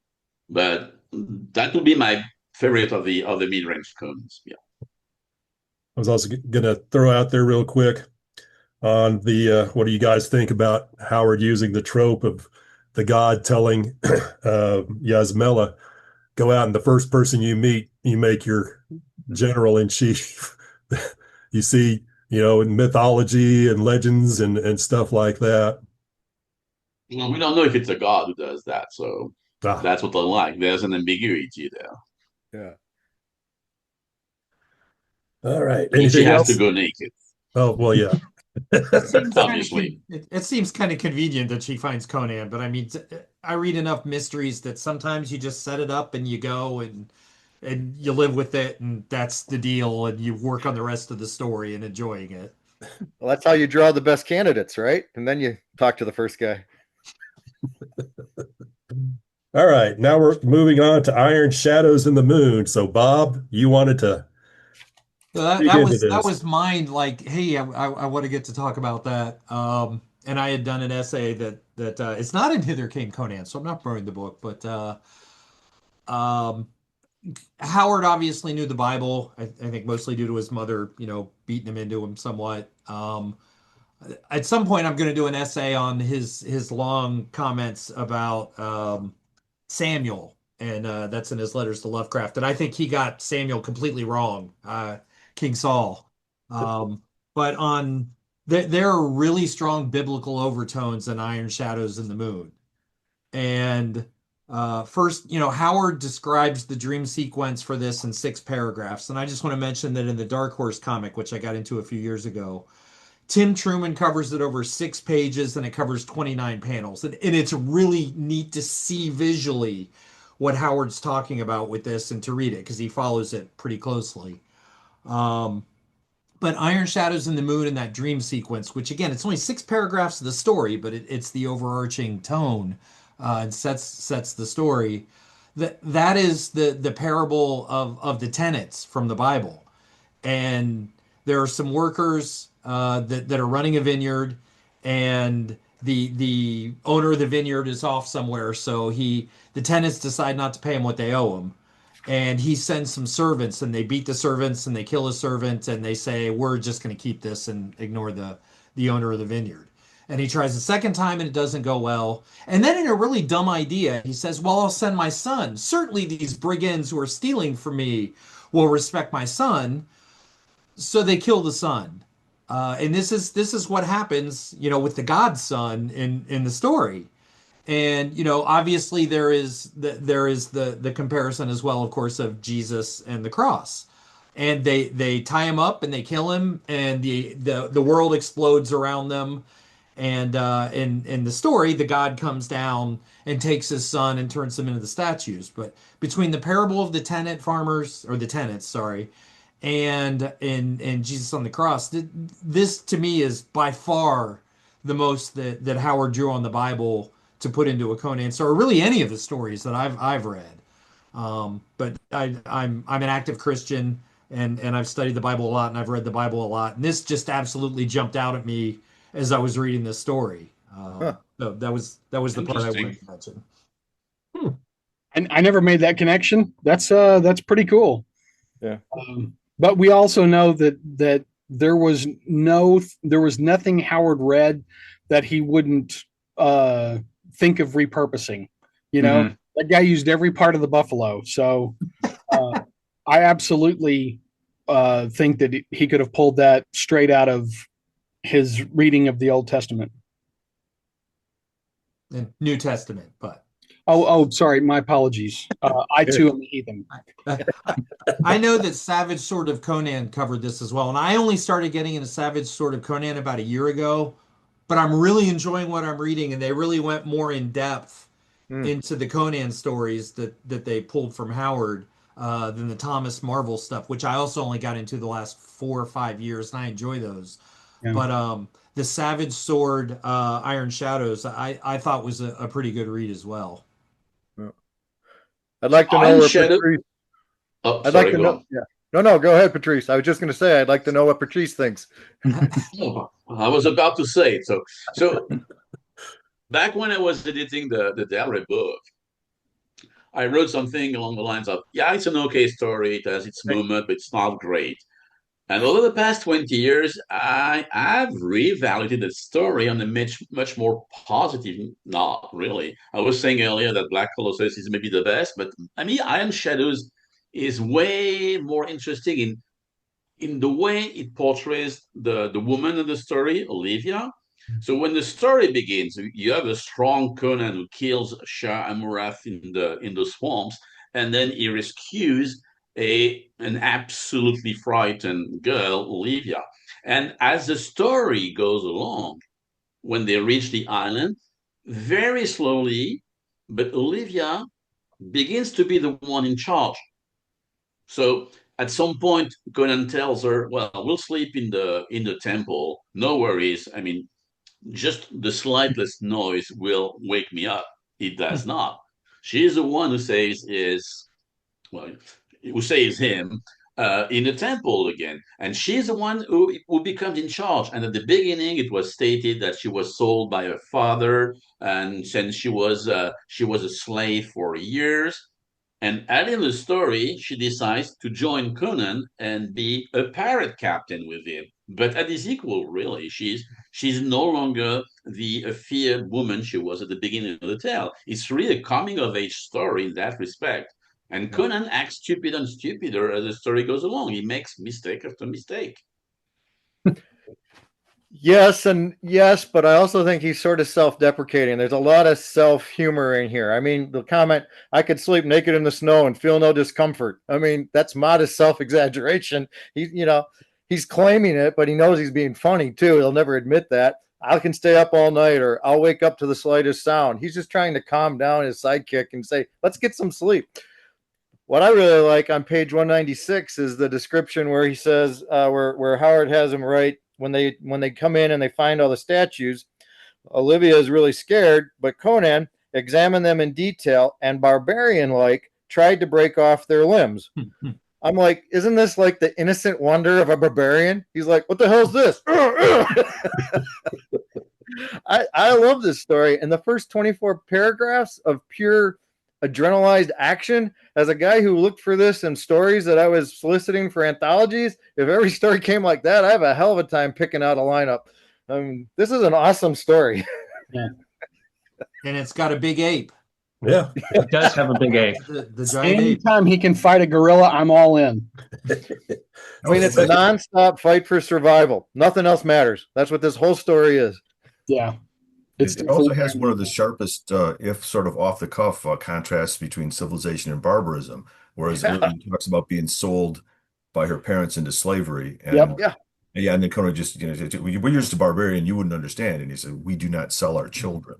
Right. Yep. Simple little sentence, really it gets across the There whole it problem is. of, Yeah. of Howard's barbarism versus civilization. Yep. Yeah. Also, it seemed to me like as though, right or wrong, it seemed to me that Howard ramped up the violence in this one considerably. The physical conflicts in this one are really gory. His butchery, straight up butchery of Shah Amrath in the beginning Yeah. is pretty shocking, even by the standards of the story. And his battle with the ape in the end, where like half of his hair gets torn out. Howard is at pains to describe how difficult it is for Conan to remove his blade from the corpse of the ape. It's pretty gruesome. Yeah. So that jumped out at me a little bit. Is there another scene in all the canon where Conan like just goes to work on someone the way he does in Shah Amrath? I can't think of one. I took that as very personal. That was a very personal battle. Yeah. Yeah, that felt like a debt repaid. Yeah. I can't think of anything. I mean, there's he gets mad at people certainly, and there's a whole different range of emotions surrounding Conan deciding to kill somebody. Yeah. But that one felt very personal and this sort of happenstance. Oh, I can't believe I found you. Finally, that kind of thing. That's pretty cool. Yeah. But yeah, good point, John. It is pretty violent. Going into the free company that Conan was a member of, we kind of see this that'll pop up later on. I wish I could speak. Another one of the coming up stories where he goes in with the Cossacks. Do you think this is also where he's starting to show the influence of Harold Lamb on his writing of these stories? Absolutely, yes. I mean, Vale, except he was reading Lamb mostly in the 1920s. Okay. There's no real influence. I mean, it would be difficult to find a single Lamb story that was a clear, direct influence on any of the tales he wrote, the Conan tales anyway. But yes, he knew all the words. Yeah, I think it's obvious that the Kozaki are the Cossacks, but I don't know outside of that where I think you get more Lamb in the desert adventure stories than you do in Conan. But I think that Cormac Fitzgeoffrey is that half step between Conan and the Lamb. The Oriental adventures, totally. And I thought I forgot. I should probably say for the people who are watching who don't know who Harold Lamb was, he was a writer of various historical adventures in the 20th century, and he wrote a series of books on fictional character Klit the Cossack, as well as several other characters fighting in historical series. Thank you, Bob. Yes. Got my lamb right over here. And not for nothing, but our erstwhile friend Howard Andrew Jones was the person who edited that 8-volume set. And so if you are a Conan or a Robert E. Howard fan and you've never read Harold Lamb, I think all of us would ask that you chase those books down and get them. They're all great. Yep. I'm simultaneously listening and reading my notes, and I would like to say this. I'm like, what is not in this story, Iron Shadows? We have terror, lust, madness, blood, flight, slaughter, death, admiration, battle, armor, supernatural, pirates, great apes, humanoid monsters, gods, revenge, horror, adventure, jungles, seas, marshes, nuances in gender, mindset, influences on attitude, action, anger, allegiance, friendship, and diplomacy. That covers a lot of ground. I cannot think of anything he left out. Yeah. I don't see a yacht race. Yeah. Yeah. There is a boat. Yeah. Just to mention it, because we will be talking about this in an upcoming story. Pirates show up at the island, and so Conan challenges the leader to a fight. Well, actually, the leader fights him because they have bad blood between each other for Conan to join the pirate group. So we have the battle with the captain Sergius that's interrupted by the apes on the island taking Conan out with the rocks. We'll come back to that when we get to that story. We have anything else that we want to talk about on Iron Shadows, folks? Was this one of the two you examined in Hither Came Conan? I actually examined 4 of them, and we get to the iron, the Devil in Iron. We can talk about that at that point. Okay, all right. You have anything to add, Michael? No. This is I enjoyed this story, but I'm not sure I loved it as much as Jason did, but I did enjoy it quite a bit. Well, Jason's kind of a violent guy, so you know. All right. Next, we go to Xuthal of the Dusk, which was published as The Slithering Shadow and Weird Tales. This is another story with Conan and a woman fleeing the destruction of the army that Conan was with, or the band that Conan was with, and coming upon an ancient city with interesting inhabitants. Who would like to talk about this? I'm going to point out Conan leading an army doesn't seem to go very well. The couple times we've mentioned that they end badly and do not go well for Conan and his side. Nobody mentioned the parrot in the last story. And Xuthal. Well, it wasn't on Jason's list. I mean, if he had it on the list, we'd have talked about it. The parrot says Xuthal, right?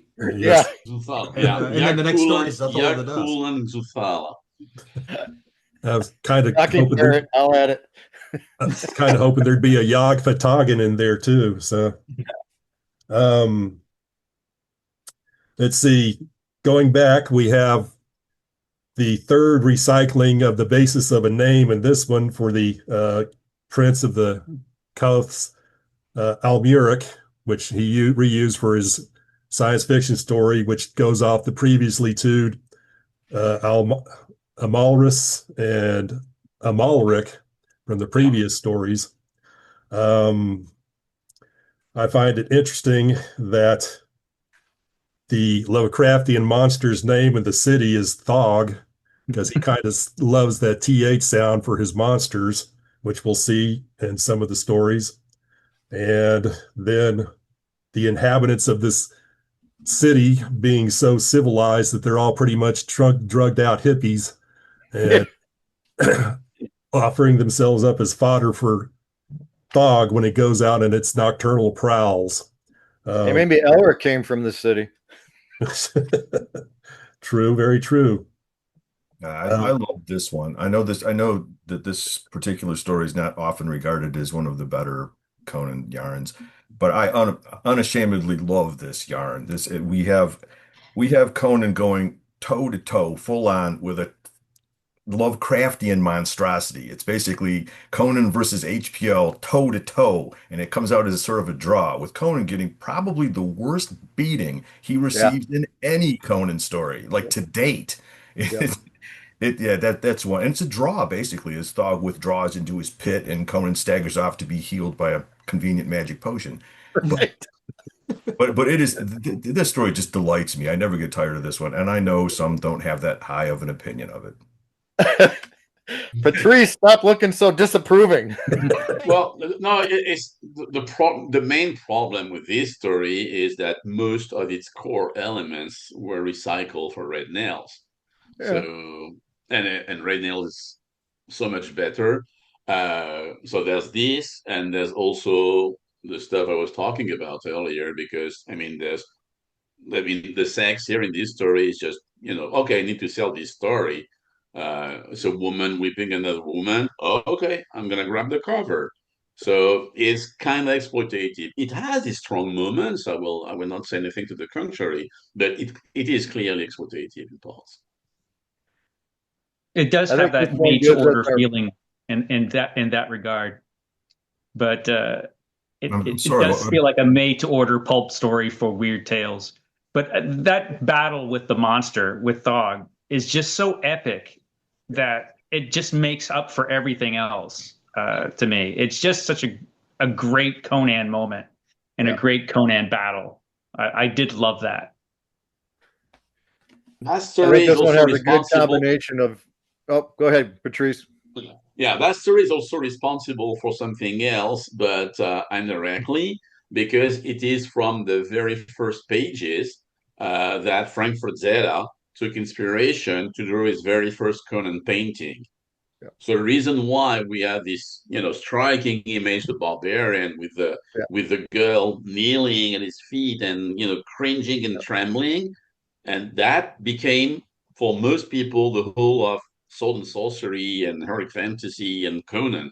It just reduced the genre to this cliche. It was not Belit, it was not Valeria, it was not Italy. We got Natala, I think it is. Yes. I mean, who remembers her name? Natala. Yeah. So she's as bland as possible, and except in the end she gets better. But really, the whole genre became what it is for most people because of what Frazetta did with his illustration. That's because it's a very powerful 15 opening paragraphs that totally describes Conan as the man. So I could see an artist picking that as the scene of the man. Yeah. But in addition to the battle and this scene, I think this is the story that gives us some of the best overall grim humor of Conan. I think the wit of the man is on display in this story. Now we're waiting for an example. Well, when he tells her to stop weeping, when he has, let's see, it's just the, like I said, the grim aspect to his humor. She's weeping in the desert, and he's like, why waste the water? Stop wasting your strength. And what about at the end? Doesn't he say something about, of course she couldn't resist me, Right. Yeah. Right. Who could blame her for falling for me after all? Which is kind of unlike Conan to date, but maybe you can put that down to his gigantic mirth. Right. Now, in many ways, it is point taken across the board. It is in many ways, it's a standard, almost paint by numbers pulp story, but it's polished up to such a deluxe level that I'm its helpless victim. I love this story. Well, and again, we have to remember that, some of these elements which we have seen over the years in other works, this is the first time that this is happening. So I think it should command a modicum of respect for simply being the first one there. I mean, Howard's creating as he goes. I mean, and I don't, he wasn't thinking about it as sword and sorcery, and that came later. But yeah, he should get the credit and be appropriately lauded for putting this stuff out in the first place. I mean, and there's a reason why we've seen it so often. It's because it works. It's because it's good, because people like it. So it's not we're not suffering through a mediocre story. This is actually a pretty good ripping yarn. We just also have the advantage of being able to look at all of Howard's stories, and the best ones in Conan tend to sort of diminish a little bit some of the lesser stories because those were so good. Yep. I think. Exactly. All right, let's move on. Next story, Pool of the Black One. Again, Sancha naked on the boat. Another pirate, or I guess his first real pirate story. Well, actually, no, I take that back. Queen of the Black Coast. What am I thinking? I forgot. I thought one of the interesting things is you can definitely tell that he had been thinking of what he did in Iron Shadows of the Moon with the pirates and Conan, that he changed for Pool of the Black One, whereas in Iron Shadows of the Moon, he has Conan fight the pirate leader in front of everybody, and you could tell that all the pirates are getting ready to jump Conan. And this one, Conan follows Saparavo off by himself, and they fight their duel, and he kills Saparavo away from everybody else so that he could start making his moves to take over the leadership of the pirates.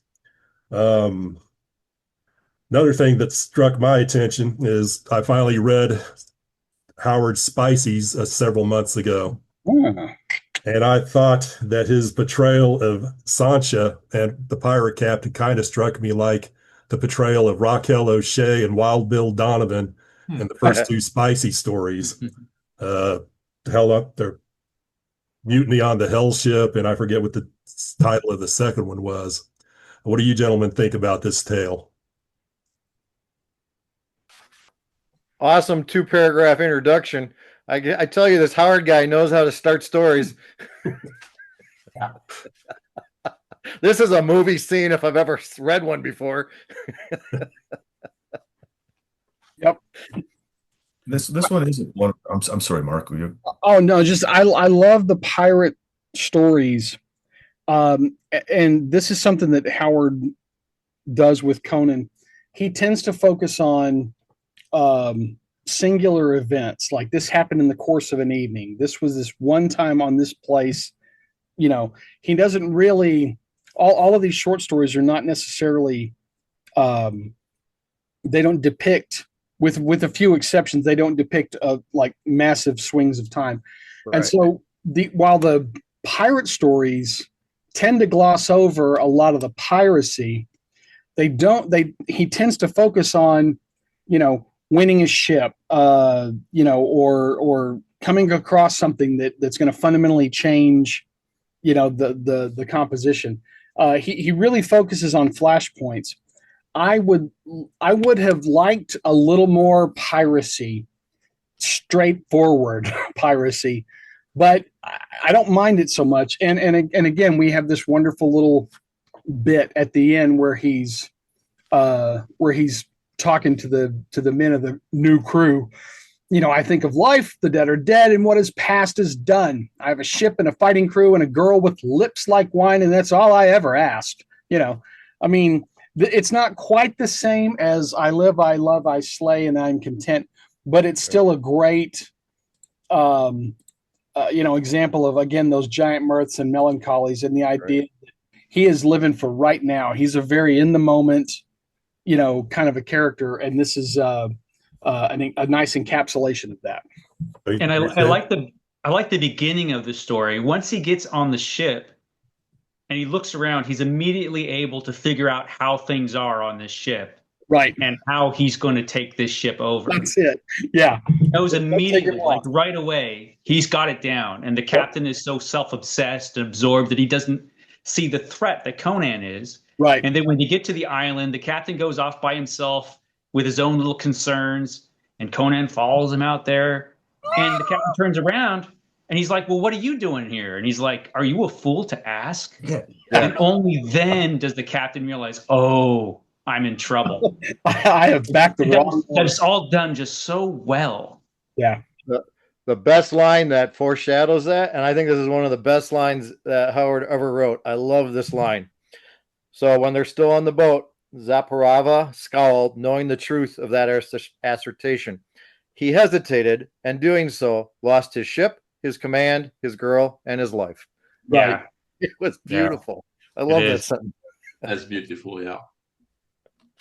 So, you know, Conan the Buccaneer, of course, was an entire Conan as a pirate pastiche. And there were a couple of the tours, and I don't remember whether I was writing on Facebook or something for Blackade or an Amazon review, but one of the tour pastiches where he's leading the Scarlet Brotherhood, there is just some of the worst I've read, probably outside of Steve Perry, where he's having foreplay verbally with the female, and it literally denigrates into something like, you can climb my mast. I mean, it is absolutely horrific, and it is so on Robert E. Howard text writing. And it's the tour pastiches vary, of course. Some were good, some weren't. I mean, it's a mix, and I kind of like the pirate stuff myself, but it was absolutely unreadable at the end of the book. Was that an Andy Offit book? No, not an Offit. It was one of the tours. Okay. All right. He's running the Scarlet Brotherhood, but I'm not exaggerating. It was some of the worst little back and forth sexy banter I've read in anything Conan wise. You said that was from that Aerosmith guy? Aerosmith? Steve Perry? Or is that Journey? No, I don't think Perry wrote one of the pirate ones, but he Joe Perry and Steve Tyler. Tyler Perry. That's entirely different read. think that was my Get some humor in here. Back on topic, Bob. Quit going on pastiches, would On you? the pastiches. And you bring in Aerosmith, but okay. I kind of feel like as soon as the captain died, though, the rest of the story just kind of, because like your supernatural element is like the swimming pool of shrinking doom. Yeah. Yeah. It from there it was just like you know. But Did you guys think it's cinematic with the wave chasing him all the way out, or That was really good. parody? Yeah. To me, it was a little over the top as he's running for. But some people, I think, could read that and say, "Oh man, I'd love to see this on the big screen and see how it was." But I didn't get it that way.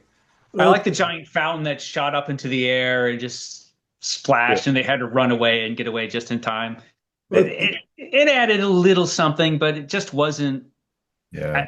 For me, as soon as the captain died, the good part of the story was probably over. I completely agree. Yeah. This is a story you read fast and don't think about it and just enjoy it.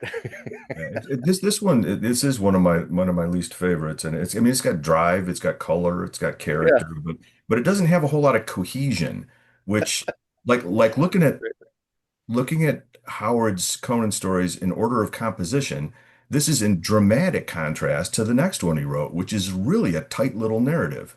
Yeah. Rogues in the House. Well, unless anybody has anything else to add on Pool of the Black One, let's move on to Rogues in the House. This is interesting in that we only have the one writing of it, the one, I guess, complete draft that Howard wrote, and that he wrote in a letter to, who was it? August Derleth? Clark Ashton Smith. Clark Ashton Smith. And he said that he was sick, had a splitting headache, and he wrote this, and he thought it was great, and he wished he had more attacks like that. Yeah, he changed 2 words and sent it. That's it.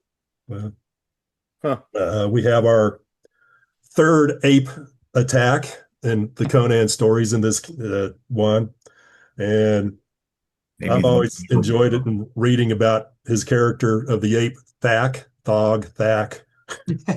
That, I always get a perverse pleasure in thinking that this was a proto-Planet of the Apes story. So I love this story. I love the setup for it. I love the way in which, once again, civilized men underestimate Conan at their peril. And I like the fact that Conan, I don't think he's out of his element here, but at this point, I think he's as capable. I think he's gotten the examples of civilization. He knows what he's dealing with at this point. Right. And so the very idea that instead of mouthing off, I'm going to keep my own counsel. I need this guy to get out of jail. Fine. There's the double crosses and the triple crosses, and the fact that everybody is scheming in the story except Conan, who is hired to do a job and goes and does it. Like that's his, he's the workman in this. But oh, what a wonderful setup. The thieving career has kind of come to an end here in this unnamed Corinthian city, and he's got to do this kind of heinous job in order to free himself, and gets in over his head. It's a beautiful, to me, this is one of the greater Conan stories. And I put this above some of the other ones in that middle section. I think this is sort of the best of the middling stories, almost like a fantastically great story. I realize that some of this is just me, and he's writing about the stuff and the things that I really like, death traps, and whether or not this was based on H.H. Holmes' Murder Castle is for speculation and conjecture, but boy, it sure seems like it. So. And it's not just you. It's a genuinely really good story with a wonderful sense of place, great pacing. So much is good in this story. Yeah. And they are all rogues. I mean, this is one of the places where you'll see that Conan is not a black and white hero, right? Right. Because they go to Conan, and if it was just some upstanding hero, he would say, "Well, I need you to kill somebody." They would object. "I'm not going to murder." Conan's just like, "Who do you need me to kill?" Right. Yeah. Of course, But- he was also in jail, so there's a way to get him out of jail. Mark mentioned that Conan's the only one not double crossing around the way, and then Mike followed up the other end. But this was my Hither Came Conan assignment, and this was middle of the pack story for me when I read it, and then originally, and I dug into it, and it moved up the ladder for the things we're talking about. Yeah. But in this story, Conan robs a priest. He goes back later and beheads said priest. He kills his ex-girlfriend's lover without a moment's hesitation or giving the guy any kind of chance. Then he throws his ex-girlfriend into a cesspit. Then he attempts to assassinate another priest as payment for getting him out of prison.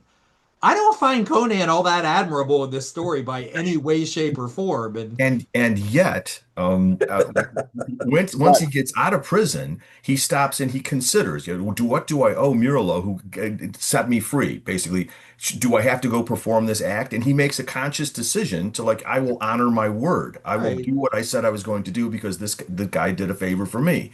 I think this story's great, and I think Mark hit on a lot of it, but it's a tight little narrative, and I think Howard's imagination just sparks throughout. There's scarcely a page goes by without some memorable little moment, whether it's braining a jailer with a beef bone, or him, or his tossing his faithless lover into a cesspool. And that's before the story even actually gets started. Never mind the epic conflict with Thak, which is again one of the best one-on-one fights in the whole Conan canon, as far as dude. And responsible for my favorite Frazetta painting. Absolutely. Yeah. There is a great. I've said this before about Howard writing Conan. Conan, and this to me is like ground zero for Conan, is the least asshole in the room, right? He's a bad guy, but he's not like these other people over here. That's a really good example of that, especially after he throws the lover in the cesspool. There's that real just cut and dried. Conan decided he would go and kill the priest now. There's a real, it's almost flat.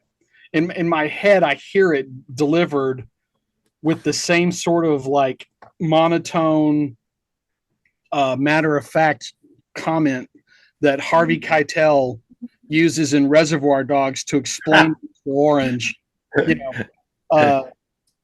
Smack her and tell her she's next. If he won't tell you where the combination is, cut off his little finger. Tell him his thumb's next. After that, he'll tell you if he wears women's underwear. I'm hungry. Let's go get a taco.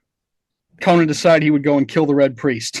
It's that sort of just the matter of factness of it. There's a coldness there, but it warms my heart. Frankly, I gotta say I love this period of Conan, probably best of all. My favorite part of this story, which nobody ever really seems to, they're like, yeah, whatever. But at the end, when he hits him with the stool, because to me, the guy is given the speech. We're this far from the end of him winning and pulling the lever and all that. And literally, it's Conan just going, shut the hell up, and killing him by throwing a chair. And I love that. That puts it all together for me. Yeah, wonderfully ignominious end for such a powerful villain. Right. Off to the head with a stool. And that's when we have the comment, oh, his blood was red after all. Another great line. Yep. And so if any of you guys have seen I know some of you did, but Jason Bullard's the Modifius Conan and Age Undreamed of RPG, the artwork throughout that is fantastic. I know, Patrice, you saw. There is a great new version of that image, the Frazetta image that somebody drew within or for the RPG, and it's the same image, and it's fantastic. But a lot of the artwork is, but it's a really good illustration. I think I would like to say about this story is we know that there was only one draft, and the draft was the final version. There's no synopsis, there's nothing. So imagine this guy this writer, I say, I have a splitting headache, as he said to Lovecraft. He begins his story. It's a fairly complex story because we go from killing a priest to jail to conspirators to the gorilla to the house, the killing of the Joka, whatever. There's lots of stuff happening. Sometimes I think it's a bit wonky, when we have the glass thing with the gas, and he needs a demonstration of the gas. So we have the conspirators, whoever, who conveniently arrive at the house at the exact same moment so he can kill them. It's a very complex story, and then it works. As in, you read the story, it just flows perfectly. Mm-hmm. That's a writer. Like for me, it's a very odd story. I love it. I love Rocks in the House. When I was doing I'm still doing them, the adaptations of the current stories for the French market. And so I said, I would like to write one. And okay. And which one do you want? Well, because, I've never written a graphic novel. I said, what's the one nobody wants? Rocks in the House. I'll take it. And I had a blast doing it. Yeah. Wow. That's weird that no one would want that. That's wow. Well, if you read it, you realize it's 20 pages long. The first 10 pages or so, there's no dialogue. Yeah. Yeah, it's all narrative. Yeah. There's no naked woman. And it all takes place, most of it takes place in a house. Yeah. I mean, think of that from a graphic storytelling viewpoint. That's true. Well, They have a lot of the usual elements. But honestly, I couldn't take a word out of it. Like, that's one of those things where you go, no, this needs every single sentence to work. And one more, it wouldn't have worked. Yeah, it's great. Well, I'm going to be the discontent voice here.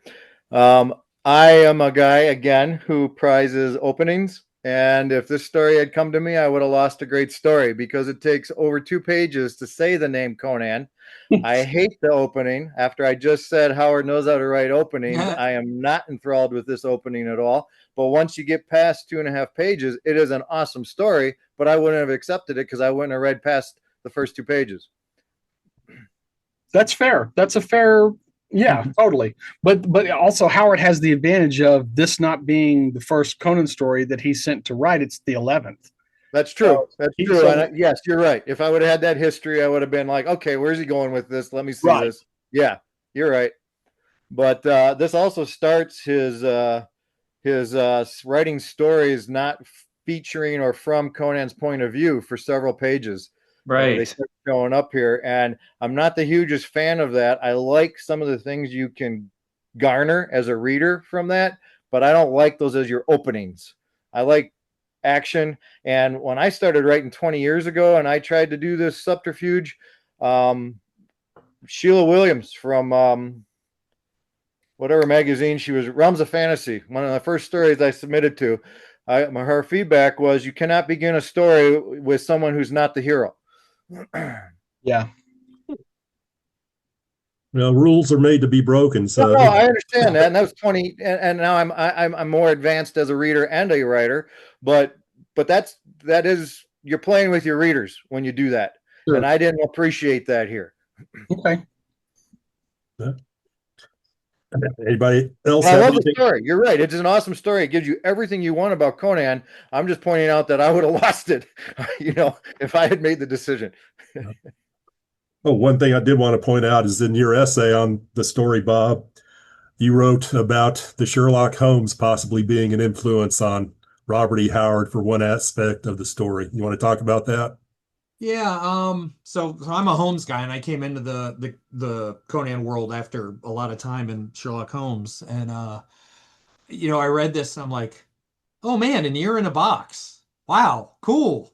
That is at the crux of a Arthur Conan Doyle story of Holmes, the cardboard box, which actually, when it was written, and it was kind of controversial with the underlying infidelity. It got left out of the original collection when they put the stories together in England, and the cardboard box ended up being in a later collection because, again, it was kind of risque for the time. But yeah, the idea that you give a warning with an ear in a box, Howard admired Conan Doyle. I think Patrice has written about the White Company influence on Doyle. What the heck is that? Sorry. And I'm sorry, not on Doyle, but on Howard. I think he was aware of the cardboard box, and whether it's an overt or just hey, that's a neat little idea. It's an effective warning. Sending a body part to someone is absolutely going to get their attention. It was confusing the way Doyle used it, and it led Sherlock Holmes down an investigation that wasn't even planned. But I certainly recognize that mechanism or that element is both in this Doyle story, in the Doyle story, and in this Conan story. All right. Either read Doyle or watched The Godfather, one or the other. Thank you for that. All right, moving on to everyone's favorite story, The Vale of Lost Women. The single most question I got when we were doing Hither Came Conan within Blackgate, in the early stages, was who got stuck with that story. I must have been emailed that by at least a half a dozen of the writers in the project. And everyone literally was like, thank God it wasn't me. And it was Dave Hardy who actually wrote a pretty good essay on it. Yeah, he did. Literally no one wanted that story. It is, for all the, we love this story or this one's in the middle or whatever, no one that was involved in Hither Came Conan, other than Dave's essay, had anything they said that related to liking that story. I've seen this story used as a club to batter Robert E. Howard out of serious consideration as an author. Yep. Okay. So it's really hard I don't know how to address this story. I think it's out of phase with the character, with the canon, from Conan betraying an ally to basically approaching a woman with a severed head with the deliberate intent to horrify her, to his casual acceptance of Lovecraftian monstrosities flying around the world. It doesn't fit in with it. I could almost wish that this story didn't exist. Yeah. Well, if Howard had his way, it wouldn't have existed, would it? I mean, he set it aside. He didn't send it in, or at least there's no evidence. There's no record. We don't know. Yeah. I have a hard time believing that he would write 2 drafts of the story, sign it, and then not send it. If he signed it, which he did, he sent it. It was just rejected. Right. And what Wright objected to was not, the race element, but it was clearly the rape thing. Yeah. Yeah. And so the fact that it was in the trunk, whether or not Robert was going to do anything with it, that's his prerogative, right? He didn't throw anything away. And there's certainly enough examples of him reusing unsold material. So I think that what happened and how it happened there's definitely going to be some elements of that type of story in his other work. The idea of someone being kidnapped and the protagonist going to find him. We can talk about the searches all you want, but that story, I don't think, should have been published posthumously. I think it was a mistake to do so because I think it does draw down the average in terms of Howard's ratio of quality. And to a lesser extent, I will also throw onto that bonfire the posthumous collaborations that were completed under the rubric of these have been edited and revised for publication. Because it sounds like when you say that there was just a couple of things wrong with this, and we just tweaked it and cleaned it up, to give you a positive Conan experience. When in fact, these were unfinished things that he didn't develop, or it was stuff that he wrote, sent, rejected, set aside, and didn't do anything with. I appreciate the fact that we have everything now, and certainly academically, I think it's important to have everything. That this was part of what they developed into the saga of Conan, with 50% of that material being written by other hands and 50% of that material being Robert E. Howard. It really did a disservice to Howard because it wasn't, I think, representative of the Conan that that other people were initially introduced to, and also the best of Conan for Robert E. Howard. There's not a lot of there's not a lot of characters that comes up with, but because of the scrutiny on Conan and the desire for Conan, this is sort of a sticking point. At least for me, it is. I'm sorry. Please go ahead. Yes, it's for me, it's the crux of the problem is that you don't have fans or people who like Robert E. Howard. We have mostly is Conan fans, and what they want is more Conan. Even bad Conan is superior to them, and a wonderful Oriental story, for instance. So if you do the complete Conan stories, which I happen to have done 20 years ago, you have to include it. I hate the story. Obviously, just a bad story. But you have to be logical with yourself. You have to be coherent with yourself. If I included Frost Giant Daughter, even though it was not published, it was rejected, I had to include Vale the Last Women. Yeah. That's it, because it's simply another Conan story. At the end, in my Hyborian Genesis thing, I wrote what I thought of the story, which is it's just a bad story. But what this says is, if you want to take Howard seriously as a writer, it's high time we got rid of Conan. What we need to do is publish books with only the good stories, and they can be Conan. Most of them, a lot of the Conans are really good or exceptional, but there's plenty of stuff out there that's better than, well, Vale Lost Women, for instance, and plenty others. If you want, because you attract the collector type. I want every Conan story that was ever written, all of them, even the scraps, everything. Yeah. Is this the way we should present those stories? I don't think so. Sure, it's important to have them out there for the collectors, but for your average reader in a paperback, those stories, Vale Lost Women and stories like that, they simply do not belong in such collections. I don't know. I'm one of the. I speak from one of those people who is an avid Robert E. Howard fan, and I am going to want everything I can get my hands on as far as what he wrote. And I think a lot of people who read Robert E. Howard want that. Even if, as long as Robert E. Howard wrote it and it's not a posthumous collaboration and it's not something that's been altered or changed or something like that, all of that stuff is crap. But I think a lot of us do want even the bad Robert E. Howards, even the bad stories. This is a bad story. It doesn't work. There's a lot of stuff that doesn't work. But it's interesting. And it has to be out there because Robert E. Howard is an important writer, right? Yep. And what he wrote was important. And even the bad stuff, it's interesting and important to know what that was.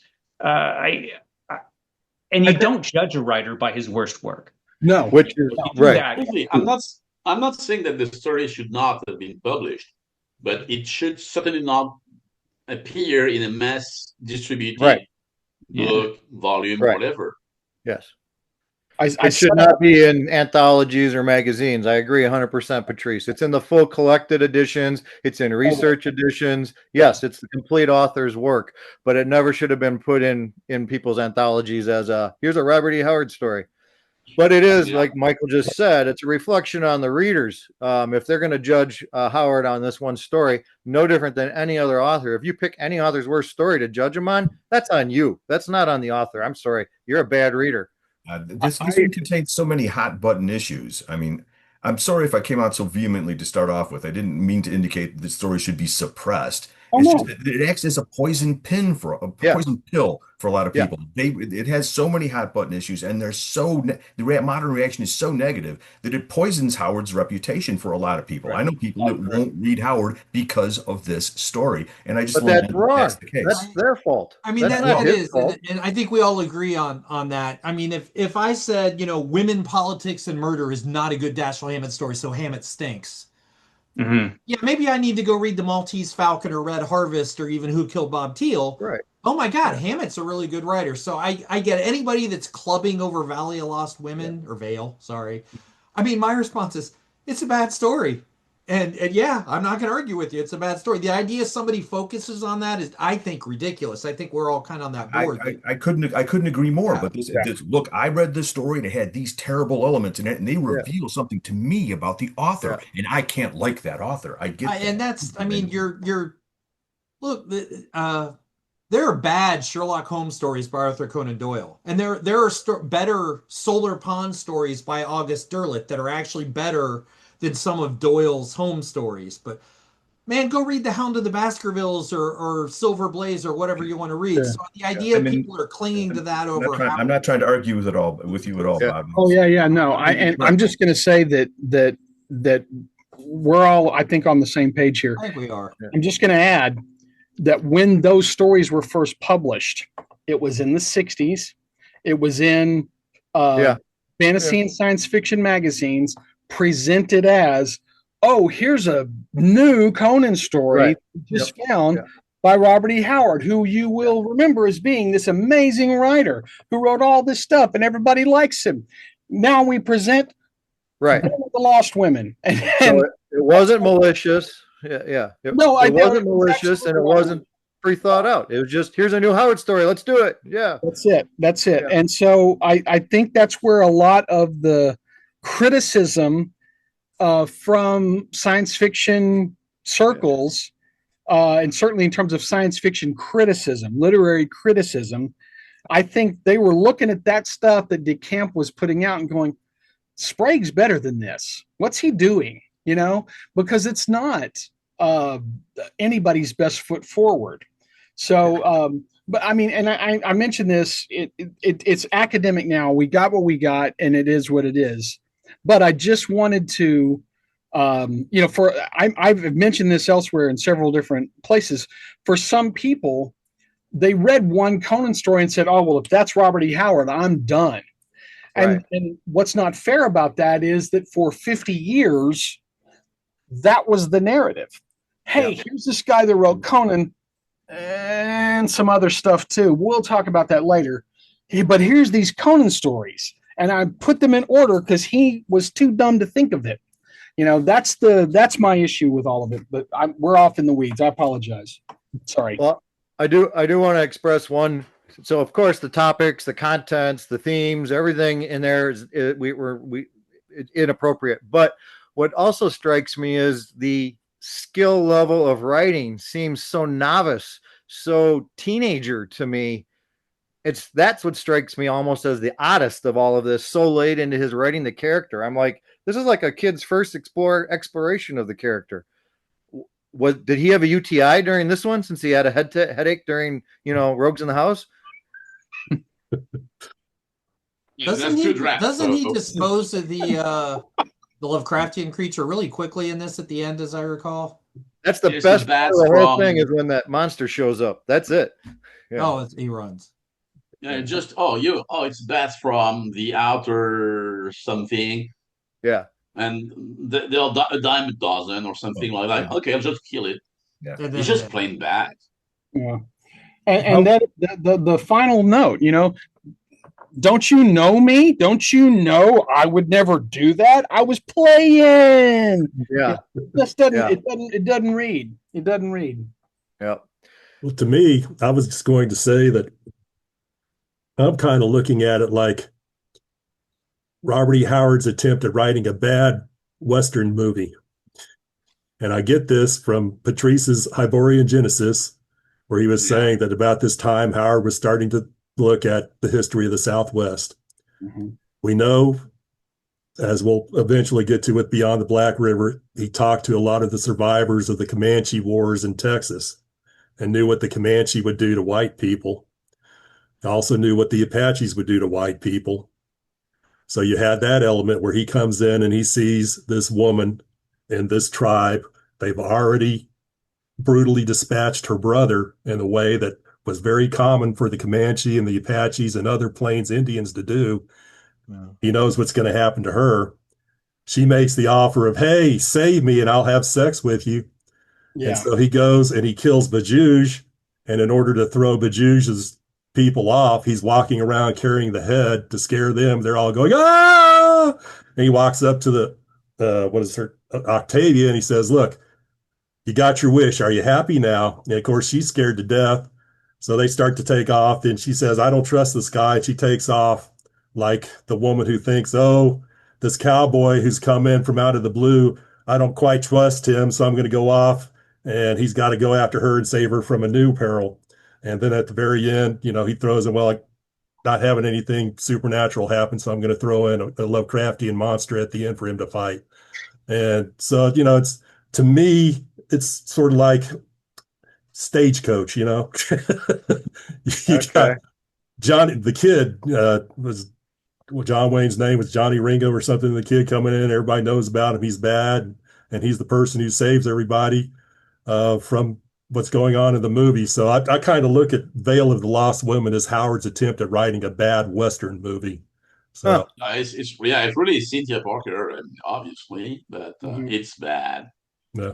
And also, we're also looking at creative exhaustion at this point, right? We're at the end of this first phase of his writing of Conan stories, right? At this point, there's a buildup of material. He hadn't been paid for stuff, and so it's a bit different. At that time, he had sold 6 or 7 stories in a row, and only one of them had been published. So whatever he would write, it would have to wait, I don't know, a year and a half before seeing it in print, and more than that to get paid. So there was no point. Right. That was at the time he hired Otis Klein as his agent. So the urgent task at the moment was to, crash new markets, really. Yeah.